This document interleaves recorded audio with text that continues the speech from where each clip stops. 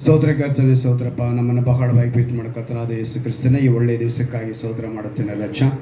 ಈ ದಿವಸವೂ ಕೂಡ ನಿಮ್ಮ ವಾಕ್ಯದಿಂದ ನಮ್ಮನ್ನು ಬಲಪಡಿಸಿ, ಈ ವಾಕ್ಯದಿಂದ ನಾವು ಕರ್ತನೆ ಇನ್ನೂ ಹೆಚ್ಚಾಗಿ ನಿಮ್ಮ ಹತ್ತಿರ ಸೇರೋದಕ್ಕೆ ನೀವು ಕೃಪೆ ಮಾಡಿಕೊಡಬೇಕೆಂದು ನಿಮ್ಮ ದಾಸನನ್ನು ಮರೆಸಿ ನಮ್ಮೊಂದಿಗೆ ಮಾತನಾಡಬೇಕಂದ್ರೆ ಯೇಸು ನಾಮದಲ್ಲಿ ಪ್ರಾರ್ಥಿಸ್ತೇನೆ. ಆಮೆನ್. Hallelujah, hallelujah, hallelujah. ದೇವರು ಪ್ರತಿ ವಾರ ಒಂದೊಂದು ಅಂಶದೊಂದಿಗೆ ನಮ್ಮೊಂದಿಗೆ ಮಾತನಾಡ್ತಿದ್ದಾರೆ. ಇವತ್ತು ಕೂಡ ಒಂದು ಅಂಶ ಏನಂತ ಹೇಳಿ ನೋಡುವಾಗ, ಕ್ರೈಸ್ತರಿಗೆ ಯಾರ ಜೊತೆಯಾಗಿರಬೇಕು? ಯಾರಿಗೆ? ಕ್ರೈಸ್ತರಿಗೆ ಯಾರ ಜೊತೆಯಾಗಿರಬೇಕು? ಇವತ್ತು ಕ್ರೈಸ್ತರಿಗೆ, ಕ್ರಿಸ್ತನಿಗಲ್ಲ, ಕ್ರೈಸ್ತರಿಗೆ ಜೊತೆ ಬೇರೆ ಇರೋದ್ರಿಂದ ಎಡವುತ್ತಾ ಇದ್ದೀವಿ. ಈ ಜೊತೆ ಅನ್ನೋ ಮಾತಿಗೆ ಏನಂದರೆ, ಅನೇಕ ಜನ ಏನು ತಿಳ್ಕೊಂಡಿದ್ದಾರೆ ಅಂತ ಹೇಳಿದ್ರೆ, ನಿನ್ನಂತೆಯೇ ನಿನ್ನ ನೆರವಿನ ಪ್ರೀತಿಸುವಂಥ ಒಂದು ಮಾತಿದೆ, ದೇವರ ಒಂದು ಆಜ್ಞೆ. ಆ ಆಜ್ಞೆನ ನಮ್ಮ ಪರಿಪಾಲನೆ ಮಾಡಿದ್ರೆ, ಅದನ್ನ ಪಾಲಿಸಿದ್ರೆ, ಅನುಸರಿಸಿ ನಡೆದ್ರೆ ಇಡೀ ಧರ್ಮಶಾಸ್ತ್ರವನ್ನು ನೆರವೇರಿಸಿದಂತೆ. ಮೊದಲನೇದಾಗಿ ದೇವರನ್ನ ಪೂರ್ಣ ಹೃದಯದಿಂದ, ಪೂರ್ಣ ಪ್ರಾಣದಿಂದ, ಪೂರ್ಣ ಶಕ್ತಿಯಿಂದ, ಪೂರ್ಣ ಬಲದಿಂದ ಪ್ರೀತಿಸಬೇಕು. ಅದಕ್ಕೆ ಸಮಾನವಾದದ್ದು ನಿನ್ನಂತೆ ನಿನ್ನ ನೆರವಿನ ಪ್ರೀತಿಸು ಅಂತೇಳಿ ಹೊಸ ಒಡಂಬಡಿಕೆ ಇದು ಪ್ರಧಾನವಾದ ಈ ಎರಡು ಆಜ್ಞೆಗಳು. ಇದರಲ್ಲಿ ಎಲ್ಲ ಧರ್ಮಶಾಸ್ತ್ರ ಪೂರ್ತಿ ಅಡಗಿದೆ ಅಂತೇಳಿ ದೇವರು ಹೇಳಿ ಮುಗಿಸ್ಬಿಟ್ಟಿದ್ದಾರೆ. ಹಾಗಿರುವಾಗ ಈಗ ಈ ಒಂದು ಮಾತಿನ ಮೇಲೆ ಏನು ಮಾಡ್ತೀವಿ ನಾವು? ಜೊತೆನ ಸರಿಯಾಗಿ ಇಟ್ಕೊಳ್ತಾ ಇಲ್ಲ. ಯಾರು ನಮ್ಮ ಜೊತೆಗಿದ್ರೆ ಈ ವಾಕ್ಯಗಳನ್ನ ನಾವು ನೆರವೇರಿಸೋದಕ್ಕೆ ಸಾಧ್ಯ ಅನ್ನೋ ತಿಳ್ಕೋಬೇಕು. ಆದರೆ ಮನುಷ್ಯ ಇವತ್ತು ಆ ಜೊತೆನ ಬೇರೆ ವಿಧದಲ್ಲಿ ಆರಿಸಿಕೊಂಡಿರೋ ನಿಮಿತ್ತ ಅವನು ಹಳ್ಳಕ್ಕೆ ಅಥವಾ ಪಾತಾಳಕ್ಕೆ ಅಥವಾ ನರಕಕ್ಕೆ ಬೀಳುವನಾಗಿದ್ದಾನೆ. ಯಾರು ಅಂತ ಹೇಳಿದ್ರೆ ಮುಖ್ಯವಾಗಿ ಕ್ರೈಸ್ತರು. ಒಂದು ಉದಾಹರಣೆಗೆ ಹೇಳ್ತೀನಿ. ಇಷ್ಟು ದೊಡ್ಡ ಜಾಡಿ ಅಂತ ಇಟ್ಕೊಳ್ಳೋಣ, ಇಲ್ಲಿಂದ ಇಷ್ಟು ದೊಡ್ಡ ಗಾಜಿನ ಜಾಡಿ ಅಂದರೆ ನೋಡಿದ್ದೀರಾ? ಅಂಗಡಿಗಳಲ್ಲಿ ಬಾಟ್ಲಲ್ಲಿ ತುಂಬ ಸಿಕ್ಕಿರ್ತಾರಲ್ವ, ಆ ಥರ ಒಂದು ಜಾಡಿ. ತುಂಬ ಪೂರ್ತಿ ಧಾನ್ಯ ಇದೆ. ಏನಿದೆ? ಧಾನ್ಯ. ಮೇಲ್ಗಡೆ ಒಂದು ಇಲಿ ಬಂದು ಕೂತ್ಕೊಳ್ತು. ಯಾವುದು? ಧಾನ್ಯ ನೋಡಿದೆ, ಮೇಲೆ ತುಂಬಿದೆ. ಇಲಿ ಹೇಳ್ತಾ ಇದೆ, ಇನ್ನು ನನ್ನ ಲೈಫು ಸೆಟಲ್. ಏನಂತೆ? ನನ್ನ ಲೈಫು ಸೆಟಲ್. ಇನ್ನು ನನ್ನ ಆಹಾರಕ್ಕಾಗಿ ಹುಡುಕೋ ಅವಶ್ಯಕತೆಯೇ ಇಲ್ಲ. ಸಂತೋಷದಿಂದ ತಿಂತಾ ಇದೆ. ತಿಂತಾ ಜಾಡಿ ಖಾಲಿ ಆಗ್ತಾ ದೊಡ್ಡ ಜಾಡಿಯಲ್ಲಿ ಅದು ಎಲ್ಲಿಗೆ ಬಂತು ಗೊತ್ತಾ? ಕೆಳಗಡೆ ತಳಕ್ಕೆ ಬಂತು. ತಳಕ್ಕೆ ಬಂದ ಮೇಲೆ ದವಸ ಧಾನ್ಯ ಎಲ್ಲ ಖಾಲಿ ಆದಮೇಲೆ ತಲೆ ಎತ್ತಿ ಮೇಲೆ ನೋಡ್ತಾ ಇದೆ. ಆದರೆ ಮೇಲೆ ಹತ್ತುವಂತ ಮಾರ್ಗನೇ ಇವತ್ತು ಲೋಕ ಹಾಗೇನೆ. ನಿಮಗೆ ಖುಷಿಯಾಗಿರುತ್ತೆ ಮೇಲ್ಗಡೆ, ಆದರೆ ನೀವು ಅದರಲ್ಲಿ ಹೋಗ್ತಾ ಎಲ್ಲಿ ಹೋಗ್ತಾ ಇದ್ದೀರಾ? ಪಾತಾಳಕ್ಕೆ ಹೋಗ್ತಾ ಇದ್ದೀರಾ, ನರಕದ ದಾರಿಗೆ ಹೋಗ್ತಾ ಇದ್ದೀರಾ. ಮೇಲೆ ಎದ್ದೇಳಬೇಕು ಅಂದರೆ ದಾರಿನೇ ಸಿಗಲ್ಲ. ಇದು ಮುಖ್ಯವಾಗಿ ಕ್ರೈಸ್ತರಿಗೆ ಅನ್ವಯಿಸೋದು. ಕ್ರೈಸ್ತರು ಅಂತ ಹೇಳಿಕೊಂಡು ಇವತ್ತು ಇನ್ನೂ ಸರಿಯಾದ ಜೊತೆ, ಸರಿಯಾದ ಸಂಗಾತಿ ನಮಗಿಲ್ಲದ ನಿಮಿತ್ತ ನಾವೇನಾಗ್ತಾ ಇದ್ದೀವಿ? ದಾರಿ ತಪ್ತಾ ಇದ್ದೀವಿ. ಸತ್ಯವೇದ ತಿಳಿಸುತ್ತೆ. ಮತ್ತಾಯನ ಬರೆದ ಸುವಾರ್ತೆ 18ನೇ ಅಧ್ಯಾಯದಲ್ಲಿ 20ನೇ ವಾಕ್ಯವನ್ನು ನಾವು ಗಮನಿಸುವಾಗ ಒಂದು ಅದ್ಭುತವಾದ ಮಾತು, ನಾವು ಯಾವಾಗಲೂ ಹೇಳುವಂಥ ಮಾತು. ಯಾಕೆಂದರೆ ಇಬ್ಬರು ಮೂವರು ನನ್ನ ಹೆಸರಿನಲ್ಲಿ ಎಲ್ಲಿ ಕೂಡಿ ಬಂದಿರುತ್ತಾರೋ ಅಲ್ಲಿ ಅವರ ನಡುವೆ ನಾನು ಇದ್ದೇನೆ. ಈ ಮಾತನ್ನ ಪ್ರತಿಯೊಬ್ಬ ಸೇವಕರು ಒಂದು ಪ್ರಾರ್ಥನೆ ಆರಂಭಿಸಿದಾಗ ಇದನ್ನ ಹೇಳ್ತಾರೆ. ಯಾವುದು ಮನೆ ಆಗಿರ್ಬೋದು, ಒಂದು ಮೀಟಿಂಗ್ ಆಗಿರ್ಬೋದು, ಎಲ್ಲೇ ಹೋದ್ರೂ ಕೂಡ ಈ ಮಾತನ್ನ ಏನ್ ಮಾಡ್ತಾರೆ? ಪ್ರಸ್ತಾಪಿಸ್ತಾರೆ. ಇಬ್ಬರು ಮೂವರು ಕೂಡಿದರೆ ಸಾಕು. ಏನಂತೆ? ಎಲ್ಲಿ ಬಂದಿರುತ್ತಾರೋ. ಏನಂತ ಹೇಳ್ತಾರೆ? ಎಲ್ಲಿ ಬಂದಿರ್ತಾರೋ ಅವರ ನಡುವೆ ಅವರು ಅಲ್ವಾ? ಈಗ ಇಲ್ಲಿ ಅದೇ ಥರ ಇದೆ. ಯಾರಿದ್ದಾರೆ? ನಾವು ಬರೋದಕ್ಕೆ ಮುಂಚೆ ತೀರ್ಮಾನ ಮಾಡಿ, ಅಯ್ಯೋ ನಮ್ಮ ಜನ ಇವತ್ತು ಅವ್ರು ಅಂದ್ಕೊಂಡೇ ಬರೋದು.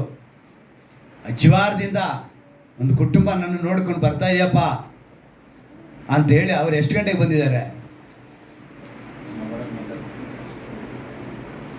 ನಾವೆಷ್ಟೊತ್ತಿಗೆ ಬರ್ತಾ ಇದ್ದೀವಿ? ನನಗೆ ತುಂಬ ಯೋಚನೆ ಬಂತು. ಮೊನ್ನೆ ನಮ್ಮ ಮನೆಯವರು ಕೂಡ ನಾವು ಮಾತಾಡ್ಕೊಂಡ್ವಿ. ಬಹಳ ದೂರದಿಂದ ಬರ್ತಾನೆ ಅಲ್ವಾ, ಎಷ್ಟು ಕಷ್ಟ ಇದೆ. ನಾನು ಏನು ಕೇಳ್ತೀನಿ ಅಂತ ಹೇಳಿದ್ರೆ, ನಿಮ್ಮ ಕಷ್ಟದ ಪ್ರತಿಫಲನ ನೀವು ಅನುಭವಿಸಬೇಕು. ಆದರೆ ನಾನು ಈ ರೀತಿ ಬರ್ತಾ ಇದ್ದೀನಿ ಅಂತೇಳಿ ನಿಮ್ಗೇನು ಬಂದ್ಬಿಡಬಾರ್ದು. ಅಹಂಭಾವ ಅಲ್ಲ, ಅಸಡ್ಡೆ ಆಗುತ್ತೆ. ಅಹಂಭಾವ ಬೇರೆ, ಇಲ್ಲೇ ಇದ್ದುಕೊಂಡು ನೀವು ಲೇಟಾಗಿ ಬರ್ತೀನಿ ಅಂದರೆ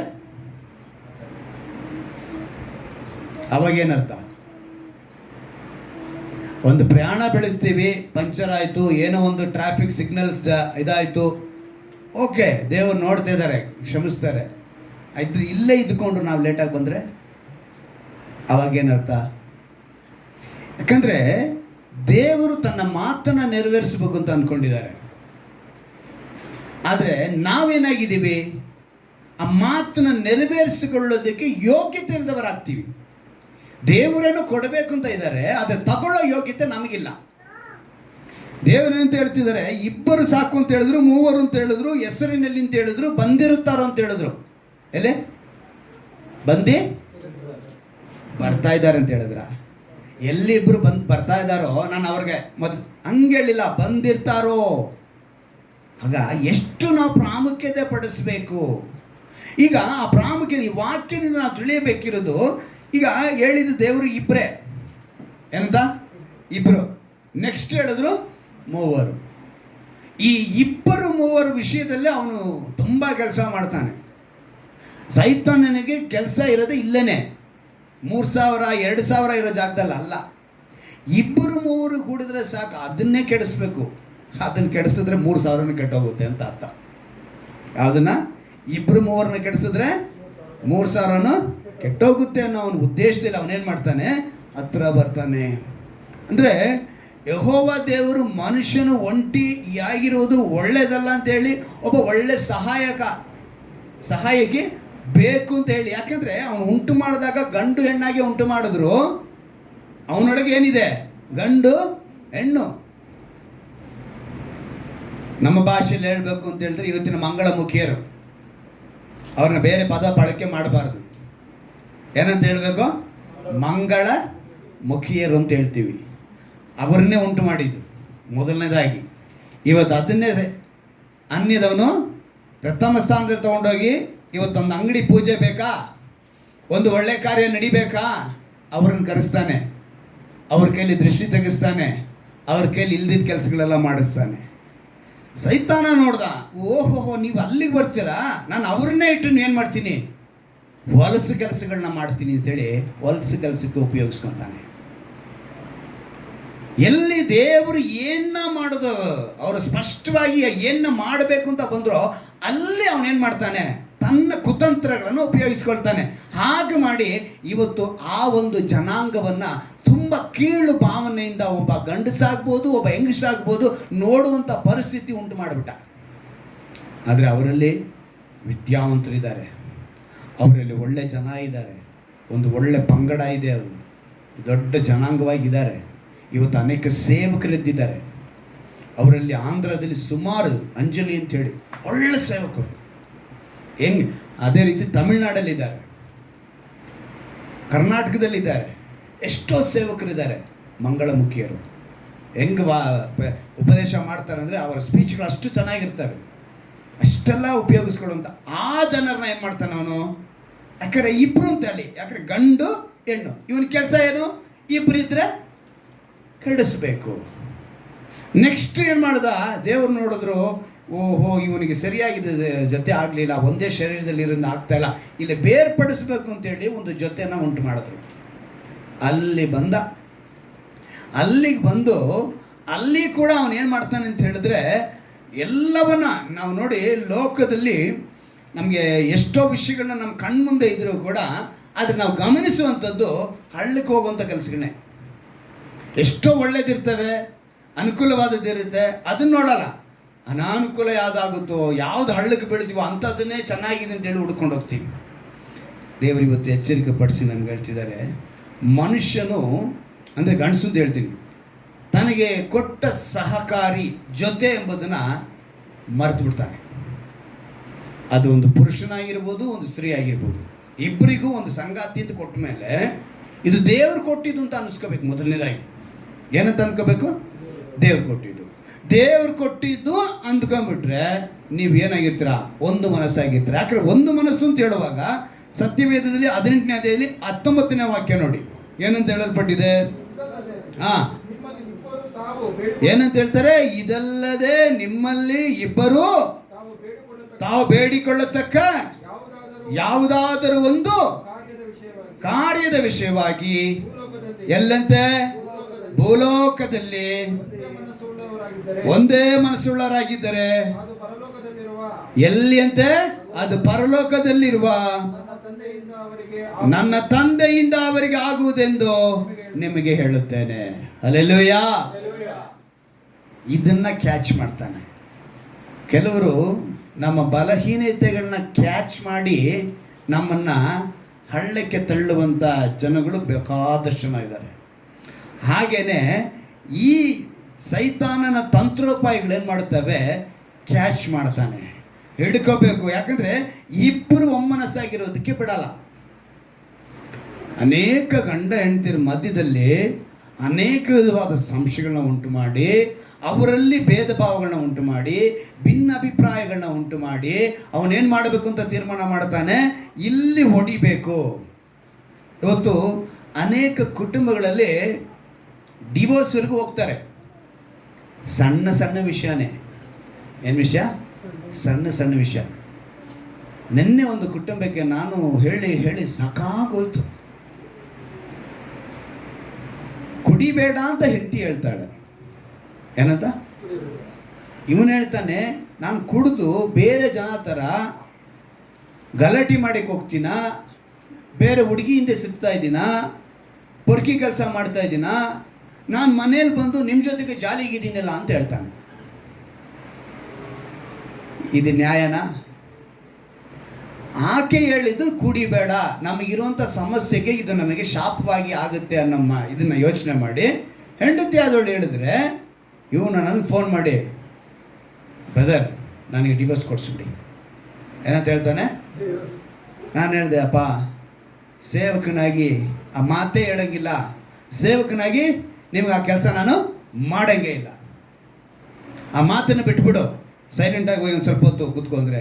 ಇಬ್ಬರೂ ಇಲ್ಲ, ತುಂಬ ಹೊತ್ತು ಹೋರಾಡಿ ಇಬ್ಬರಿಗೂ ಹೇಳಿ ಸೈಲೆಂಟ್ ಆಗ್ರಿ ಫೋನಲ್ಲೇ ಇದಿಷ್ಟಕ್ಕೂ ಒಂದು 2 ಗಂಟೆಗಳ ಕಾಲ ನನಗೆ ಅಷ್ಟೊಂದು ಶೋಧನೆ. ನಾನು ಬೈಬಲ್ ಓದ್ಕೊಂಡು ಕೂತ್ಕೊಂಡು ನಾನು ಬರಿತಾ ಇದ್ದೀನಿ. ನನಗೆ ಫ್ರೀ ಸಿಕ್ಕಿದಾಗೆಲ್ಲ ನಾನು ಬೈಬಲ್ ಓದಬೇಕು, ಬರೀಬೇಕು. ಒಂದು ಪೇಪರ್ ತೊಗೊತೀನಿ, ಏನು ಪಾಯಿಂಟ್ ಸಿಗುತ್ತೋ ಬರಿತೀನಿ. ಈ ಪಾಯಿಂಟ್ಗಳನ್ನೆಲ್ಲ ಸೇರಿಸ್ಕೊಂಡು ನಾನು ಕೊನೆಯದಾಗಿ ಒಂದು ಮೆಸೇಜನ್ನ ಪ್ರಿಪೇರ್ ಮಾಡ್ಕೋಬೇಕು, ಒಂದು ವಾರದ ಸಿದ್ಧತೆ. ಆ ರೀತಿ ಮಾಡ್ತಾ ಇದ್ರೆ ಈ ವಿಷಯಗಳು ಬಂದ್ಬಿಡ್ತು. ಆಗಲೇ ದೇವರು ನನಗೆ ಹೇಳಿದ್ರು, ಇವತ್ತು ನಿನ್ನ ಜೊತೆ ಯಾರಿದ್ದಾರೆ? ಈ ಜೊತೆ ಸರಿ ಇಲ್ಲದ ನಿಮಿತ್ತ ನೀವೇನಾಗ್ತಾ ಇದ್ದೀರಾ? ಈಗ ಅವರಿಬ್ಬರಲ್ಲಿ ಆ ರೀತಿ ಮಾತು ಬರೋದಕ್ಕೆ ಕಾರಣ, ಆ ಪುರುಷನು ಅವನ ಜೊತೆ ತನಗೆ ದೇವರು ಕೊಟ್ಟಿರುವ ಸಂಗಾತಿ ಇದು ದೇವರು ಕೊಟ್ಟಿದ್ದು ಒಂದು ನೆನೆಸದೆ ಅವನು ಬೇರೆ ಒಂದು ಸಂಗಾತಿಯನ್ನು ಹುಡುಕ್ತಿದ್ದಾನೆ. ಲೋಕ ಪ್ರಕಾರವಾದ ಸಂತೋಷವನ್ನು ಕೊಡುವಂಥ ಮದ್ಯಪಾನ. ಇನ್ನೊಂದು ಈಕೆ ಏನು ಮಾಡ್ತಾಳೆ? ದೇವರು ಕೊಟ್ಟಿರುವಂಥ ಪತಿನೇ ಇವ್ರನ್ನ ಸರಿಯಾದ ರೀತಿಯಲ್ಲಿ ನಡೆಸಬೇಕು ಅಂದರೆ ತನ್ನ ನಡವಳಿಕೆಯಿಂದಲೇ. ಇವತ್ತು ಅನೇಕ ಯಂಗ್ಸ್ಟರಿಗೆ ಏನು ಗೊತ್ತಾ, ತಾನು ಕಿರ್ಚಿದ ತಕ್ಷಣ, ತಾನು ಮಾತಾಡಿದ ತಕ್ಷಣ ನನ್ನ ಗಂಡ ಬದಲಾಗ್ಬಿಡ್ತಾನೆ ಅಂತ ಅಂದ್ಕೊಳ್ತಾರೆ. ಖಂಡಿತವಾಗ್ಲೂ ಸಾಧ್ಯ ಇಲ್ಲ. ನೀವು ಎಷ್ಟು ವಾಯ್ಸ್ ರೈಸ್ ಮಾಡ್ತೀರೋ ಅವರಷ್ಟು ಕೈ ರೈಸ್ ಮಾಡ್ತಾರೆ. ಏನು ಮಾಡ್ತಾರೆ? ನೀವೆಷ್ಟು ವಾಯ್ಸ್ ರೈಸ್ ಮಾಡ್ತೀರೋ ಅವರಷ್ಟು ಕೈ ರೈಸ್ ಮಾಡ್ತಾರೆ. ಆಗೇನಾಗುತ್ತೆ? ಸಂಸಾರದಲ್ಲಿ ಬಿರುಕು. ನೀವು ತಾಳ್ಮೆಯಿಂದ ಇದ್ದುಬಿಡಿ. ಒಂದು ಮಾತು ಗಂಡ ಹೆಚ್ಚಿಗೆ ಮಾತಾಡೋಣ, ತಾಳ್ಮೆಯಿಂದ ಇದ್ದುಬಿಡಿ. ಒಂದು ಸ್ವಲ್ಪ ಟೈಮ್ ಕೊಡಿ, ಅರ್ಥ ಮಾಡಿಕೊಳ್ಳಿ. ಅವ್ರು ಹೇಳುವಂಥ ಪದ ಒಂದು ವೇಳೆ ಅವ್ರ ಮೈಂಡಲ್ಲೇ ಒಂದಿರುತ್ತೆ, ನೀವೇನೋ ಅರ್ಥ ಮಾಡ್ಕೊಳ್ತೀರಾ. ಆಗೇನಾಗುತ್ತೆ? ಅದೇ ಹೆಂಡತಿ ಹೇಳುವಾಗ ಗಂಡ ಒಂದು ಮಾತು ಬಿಟ್ಟುಕೊಡು, ಹೇಳಿದ್ರ ಪರವಾಗಿಲ್ಲ, ಎಲ್ಲ ಹಂಚ್ಕೊಂಡಿದ್ಯಾ. ಇನ್ನು ಹೇಳಬೇಕು ಅಂದರೆ ಅವರ ಶರೀರ ಹಂಚ್ಕೊಂಡಿರೋಂಥ ಪ್ರತಿಯೊಬ್ಬ ಪುರುಷ ಸ್ತ್ರೀ ಏನು ಮಾಡಬೇಕು? ಸಂತೋಷಕ್ಕೆ ಮಾತ್ರ ಹಂಚ್ಕೊಳ್ಳೋದಲ್ಲ, ದುಃಖದಲ್ಲಿ, ಸಮಸ್ಯೆಗಳಲ್ಲಿ, ಇಕ್ಕಟ್ಟಿನಲ್ಲಿ ಸೈತಾನ ನೋಡ್ತಾ ಇದ್ದಾನೆ. ಅವಕಾಶ ಕೊಡಬೇಡಿ ಅಂತ ಹೇಳ್ತಾರೆ ದೇವರು ಹೇಳ್ತಾರೆ, ನೀವು ಪ್ರಾರ್ಥನೆಗೆ ಅಲ್ಲದೆ ಬೇರೊಂದಕ್ಕೆ ನೀವು ಏನಾಗಬಾರ್ದು, ಬೇರೆ ಆಗಬಾರ್ದು ಅಂತ ಹೇಳ್ತಾರೆ. ಯಾವಾಗ? ಒಂದು ಸ್ತ್ರೀ ಆಗಲಿ ಪುರುಷನಾಗಲಿ ಮದುವೆ ಆದಮೇಲೆ ಗಂಡ ಹೆಂಡತಿಯವರು ಪ್ರಾರ್ಥನೆಗೆ ಮಾತ್ರ ಬೇರ್ಪಡಿಸ್ಬೇಕಂತೆ. ಎಲ್ಲಿ? ಪ್ರಾರ್ಥನೆ, ಪ್ರತ್ಯೇಕ ಪ್ರಾರ್ಥನೆಗೆ ಮಾತ್ರ ದೂರ ಆಗಬೇಕು ಹೊರತು ಮಿಕ್ಕಿದ ಯಾವ ಸಮಯದಲ್ಲಿ ನೀವೇನು ಮಾಡಬಾರ್ದು, ಬಿಟ್ಕೊಡ್ಬಾರ್ದು. ಹೆಂಡತಿ ಏನು ಮಾಡ್ತಾಳೆ? ತನ್ನ ತಾಯಿಗೆ, ಇವಳು ತಂಗಿಗೆ, ಅಕ್ಕನಿಗೋ ಅಣ್ಣನಿಗೋ ಗಂಡನ ಬಗ್ಗೆ ಕೀಳಾಗಿ ಹೇಳೋದು. ಇವನೇನು ಮಾಡ್ತಾನೆ? ತನ್ನ ತಾಯಿ ಹತ್ರ ತನ್ನ ತಮ್ಮ ಅಣ್ಣಂದ್ರೋ ಏನೋ ಅವರು ಸ್ವಂತ ಬೆಳೆದ ಹೆಂಡತಿ ಬಗ್ಗೆ ಕೀಳಾಗಿ ಹೇಳ್ತಾನೆ. ಹಾಗೇನಾಗುತ್ತೆ? ಅವಕಾಶ ನೋಡ್ತಾ ಇರುವಂಥ ನಮ್ಮ ಶತ್ರುಗೆ ಆಹಾ ಒಳ್ಳೆ ಅಲ್ವಾ ಸಿಗ್ತಾಯ ಇವತ್ತು ಅಂತ ಹೇಳಿ ಏನು ಮಾಡ್ತಾನೆ ಅವನು? ನಿಮ್ಮ ಮನೆಯಲ್ಲಿ ಹುಳಿ ಹಿಂಡಕ್ಕೆ ಬರ್ತಾನೆ.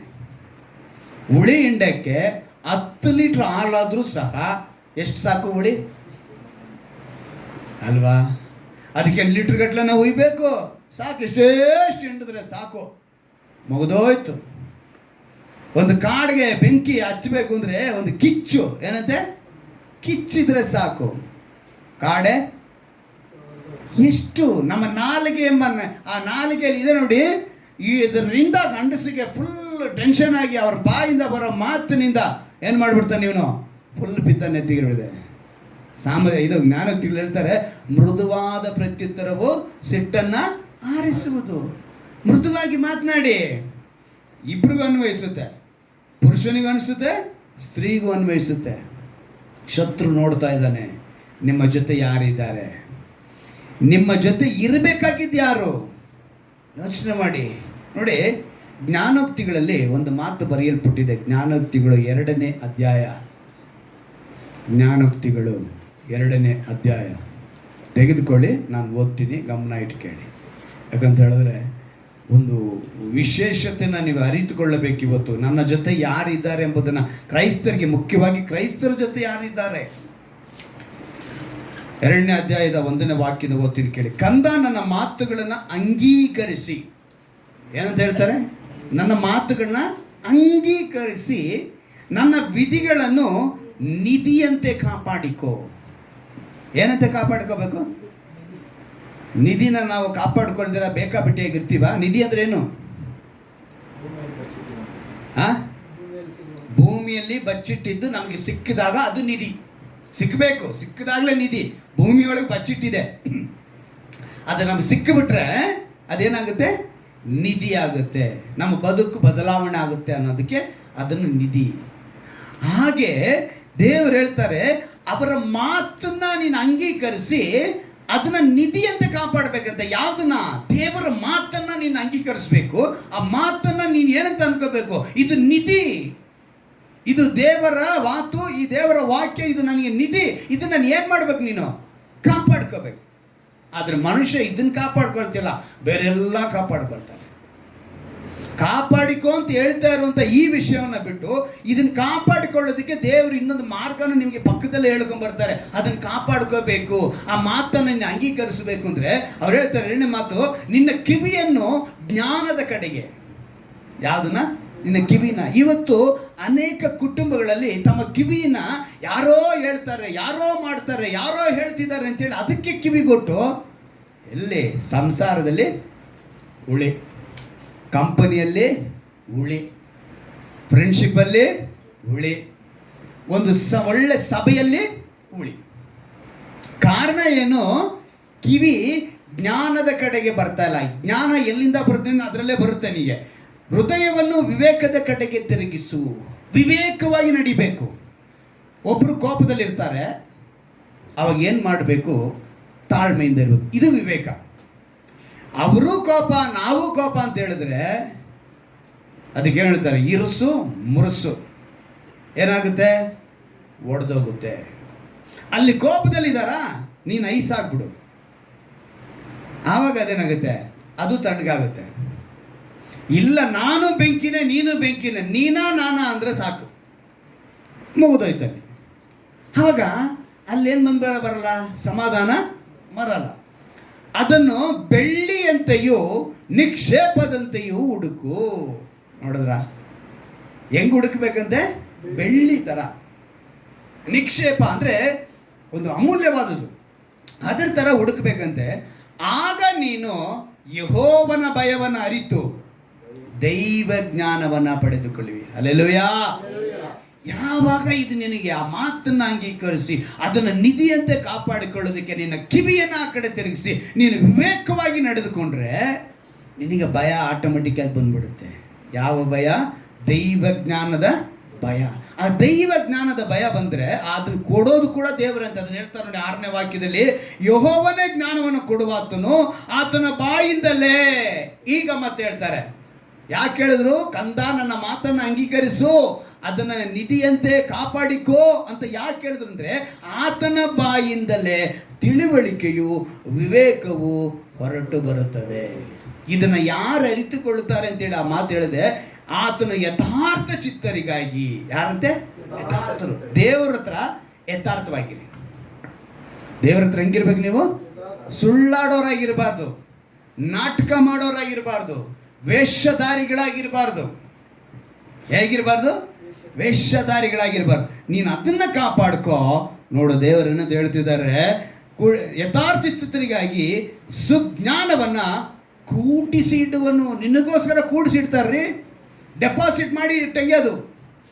ನೀನು ಯಥಾರ್ಥನಾಗಿದ್ರೆ ನಿನಗೋಸ್ಕರ ಜ್ಞಾನವನ್ನು ಕೂಡಿಸಿಟ್ಟು ದೋಷವಿಲ್ಲದೆ ನಡೆಯುವವರಿಗೆ ಗುರಾಣಿಯಾಗಿದ್ದು. ಹಲ್ಲೆಲೂಯಾ. ದೋಷವಿಲ್ಲದವರಿಗೆ ಅವ್ರು ಹೆಂಗಿರ್ತಾರೆ? ಗುರಾಣಿಯಾಗಿರ್ತಾರೆ. ಆದರೆ ಇವತ್ತು ನೀನು ನನ್ನ ಮಾತನ್ನು ಅಂಗೀಕರಿಸಲ್ಲ. ಅಮ್ಮ ಅವಳಿಗೆ ಏನಂತ ಹೇಳಿದ್ರು ದೇವರು? ಎಲ್ಲ ಕೊಟ್ಟಿದ್ದೀನಪ್ಪ, ಎಲ್ಲ ಕೊಟ್ಟಿದ್ದೀನಿ, ಏನು ಬೇಕಾದ್ರು ಮಾಡಿ. 4 ನದಿ ಹರಿತಾ ಇತ್ತು ರೀ ಅವ್ರಿದ್ದಂಥ ತೋಟ, ಏದೇನು ತೋಟ. ಏದೇನು ಅಂದ್ರೇ ಹಚ್ಚ ಹಸಿರು ಏನ್ರಿ. 4 ನದಿ ರೀ ಒಳಗಡೆ. ನಮ್ಗೆ ಇಲ್ಲೊಂದು ಕುಂಟೆ ಕೂಡ ಕಾಣಿಸ್ತಾ ಇಲ್ಲ. ಕುಂಟೆ ಕಾಣಿಸಿದ್ರು ಕೂಡ ನಮ್ಗೆ ಆಶ್ಚರ್ಯ ಆಗುತ್ತೆ ಅಲ್ವಾ? 4 ನದಿ ಹರಿಯುವಂಥ ಒಂದು ಸ್ಥಳನ ಅವರಿಗೆ ಸ್ವಂತವಾಗಿ ಕೊಟ್ಟು, ಅಷ್ಟು ದೊಡ್ಡ ಜಾಗನ ಕೊಟ್ಟು, ಅಷ್ಟು ಹಣ್ಣು ಹಂಪಲನ್ನು ಕೊಟ್ಟು, ಇಷ್ಟೆಲ್ಲ ನಿಮಗೆ ಅಂತ ಹೇಳಿ ಒಂದೇ ಒಂದು ಮಾಡಬೇಡಿ ಅಂತ ಹೇಳಿದ್ರೆ ಅದನ್ನೇ ಮಾಡಿದ್ರು. ಅವ್ರ ಮಾತನ್ನು ಅವರು ಅಂಗೀಕರಿಸಲಿಲ್ಲ. ಅಲ್ಲಿಂದ ಶುರುವಾಗೋಯ್ತು ನಮಗೆ ಎಡವಟ್ಟು ಅಲ್ವಾ? ಅಲ್ಲಿಂದ ಬಂದ್ಬಿಡ್ತು. ಮನುಷ್ಯ ಒಂದು ಮಾತನ್ನು ಅನಿಸ್ರಲಿಲ್ಲ. ಗಂಡ ಹೇಳ್ತಾನೆ, ಒಂದು ಮಾತು ನೀನು ಕೇಳಿ ಸರಿ ಅಂತ. ಆ ಮಾತನ್ನೇ ನಾನು ಕೇಳಲ್ಲ ಅಂತ ಇವಳು ಎಂತ ಹೇಳಿದ್ರೆ, ಏನಿ ಒಂದು ಮಾತು, ಒಂದು ಕ್ಷಣ ಕೇಳ್ರಿ.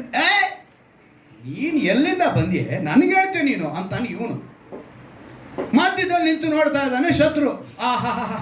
ಎಂಥ ಒಂದು ಬಿರಿಯಾನಿ ಊಟ ಸಿಗ್ತಾಯಾ ಇವರಿಬ್ಬರಲ್ಲಿ ಹುಳಿ ಹಿಂಡೋಕ್ಕೆ ಅಂತ ಹೇಳಿ ಅವನು ತಗೊಂಬಂದು ಇನ್ನೊಂದು ಕಿವಿನ ತಗೊಂಬಂದು ಈ ಕಿವಿಯಲ್ಲಿ ಊದಿ ಈ ಕಿವಿ ಅದನ್ನ ಕೇಳಿ, ಹೌದಾ ಹಂಗೆ ಹೇಳ್ದ ನನ್ನ ಗಂಡ ಅವ್ರ ಹತ್ರ ಹೇಳಿದ್ನ ಅಂತ ಇವಳ ಹತ್ರ ಅವಳು ಕೊನೆಗೆ ಸಂಸಾರ ಕೆಟ್ಟೋಯ್ತು. ಆಗ ಇದೆಲ್ಲ ಯಾರು ಅಂದರೆ ಕ್ರೈಸ್ತರೇ ಅಂತೆ, ಬೇರೆ ಯಾರು ಅಲ್ಲಪ್ಪ. ಕ್ರೈಸ್ತರ ಮನೆಗಳೆಲ್ಲ ಇದು ಇರಬೇಕಿರೋದು. ಕ್ರೈಸ್ತರಾಗಿದ್ದುಕೊಂಡು ನಾವು ಯಾರ ಜೊತೆಯಲ್ಲಿ ಇದ್ದೀವಿ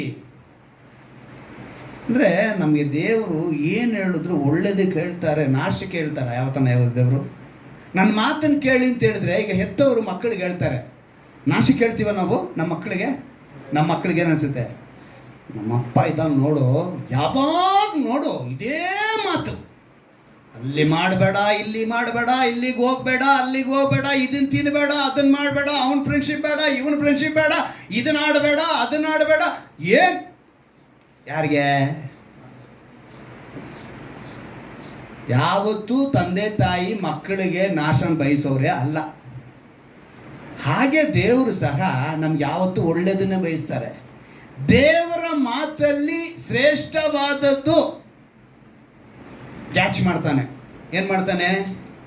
ಈಗ ದೇವರು ಏನು ಹೇಳಿದ್ರು, ಅದನ್ನ ಮಾತ್ರ ತಿನ್ಬೇಡ ಅಂತ ಹೇಳಿದ್ರ, ಅಲ್ಲಿಗೆ ಬರ್ತಾನೆ ನಮ್ಮವನು ಶತ್ರು.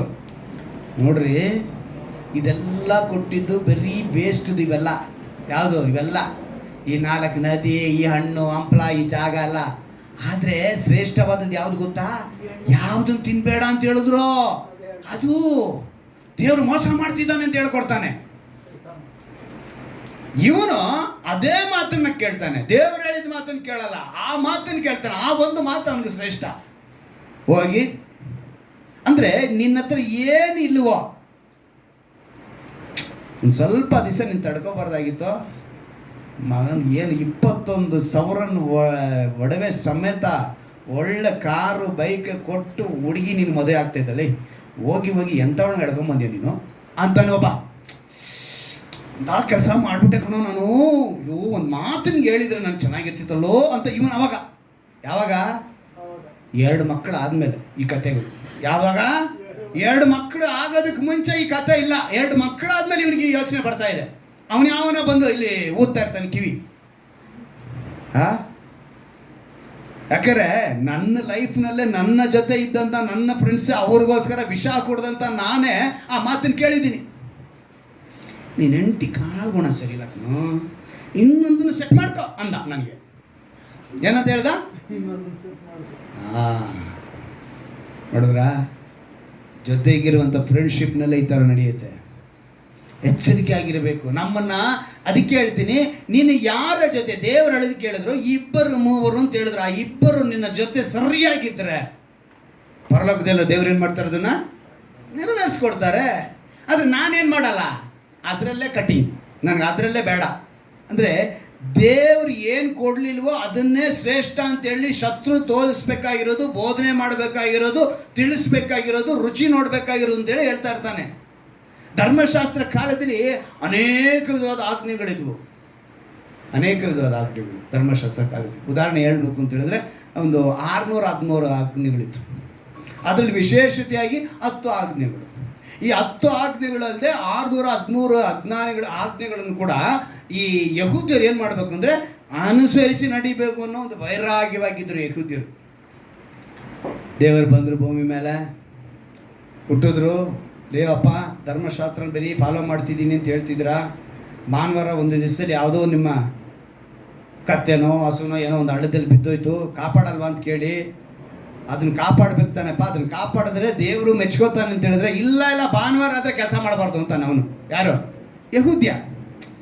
ಇಲ್ಲ ಭಾನುವಾರ ಕೆಲಸ ಮಾಡಬಾರ್ದು, ಅದು ಹಳ್ಳಕ್ಕೆ ಬಿದ್ದರೂ ಚಿಂತೆ ಇಲ್ಲ, ಸತ್ತೋದ್ರೂ ಚಿಂತೆ ಇಲ್ಲ. ದೇವರು ಆ ರೀತಿ ಒಪ್ಕೊಳ್ಳಲ್ಲಪ್ಪ ಅಂತೇಳಿ ದೇವ್ರು ಏನು ಮಾಡಿಬಿಟ್ರು, ಅದನ್ನು ಮೇಲಕ್ಕೆ ಎತ್ತಿ ಬಿಟ್ರು. ಅಂದರೆ ಒಬ್ಬ ಹಳ್ಳಕ್ಕೆ ಬಿದ್ದಂಥ ವ್ಯಕ್ತಿನ ಅವರು ಮೇಲಕ್ಕೆ ತಂದರು. ಆದರೆ ಇವ್ರು ಏನು ಮಾಡ್ಕೊಂಡಿಲ್ಲ, ಒಪ್ಪಿಸ್ಕೊಳ್ಳ. ಹಾಗೆ ಹೇಳಿದ್ರು, ನಾನು ಧರ್ಮಶಾಸ್ತ್ರನ ಮುರಿದಾಕುವುದಕ್ಕೆ ಬಂದನಲ್ಲ, ನಾನು ನೆರವೇರಿಸುವುದಕ್ಕೆ ಬಂದನು ಅಂತ ಹೇಳಿ ಅವ್ರೇನು ಹೇಳಿದ್ರು, ನಿನ್ನ ದೇವರಾದ ಯೆಹೋವನನ್ನು ಪೂರ್ಣ ಹೃದಯದಿಂದ, ಪೂರ್ಣ ಪ್ರಾಣದಿಂದ, ಪೂರ್ಣ ಶಕ್ತಿಯಿಂದ, ಪೂರ್ಣ ಬಲದಿಂದ ಪ್ರೀತಿಸೋ. ಇದಕ್ಕೆ ಸಮಾನವಾದದ್ದು ನಿನ್ನಂತೆ ನಿನ್ನ ನೆರವನ್ನು ಪ್ರೀತಿಸೋ. ಇದೆರಡನ್ನು ಮಾಡು, ಈ ಧರ್ಮಶಾಸ್ತ್ರ ನೆರವೇರೋಗುತ್ತೆ ಅಂತ ಹೇಳಿ ಹೇಳ್ಬಿಟ್ರು. ಹೊಸ ಒಡಂಬಡಿಕೆ ಕಾಲದಲ್ಲಿ 613 ಆಜ್ಞೆಗಳನ್ನು ಒಂದೇ ಸಮ ಹೊಡೆದಾಕಿ ಅವ್ರೇನು ಮಾಡಿದ್ರು, 2 ಆಜ್ಞೆಯನ್ನು ಮುರಿಸಿದ್ರು. ಓಹೋ, ಈ ರೀತಿ ಮಾಡ್ತಾರೆ ಇವರು. ಅಂದರೆ ಇವ್ರನ್ನ ನಾವು ಉಳಿಸ್ಬಿಟ್ರೆ ಇನ್ನು ನಮ್ಮ ಜನಾಂಗ ಅಳಿದೋಗುತ್ತೆ ಅಂತ ಹೇಳಿ ಇಲ್ಲದು ಸಲ್ಲದು ಯೇಸು ಕ್ರಿಸ್ತನ ಮೇಲೆ ಶಿಲುಬೆಗೆ ಹಾಕ್ಸಿದ್ರು. ಇವ್ರು ಈ ಥರ ಮಾಡ್ತಾರೆ ಅಂತ ಅವ್ರಿಗೆ ಗೊತ್ತಿರಲಿಲ್ವಾ? ಗೊತ್ತಿತ್ತು.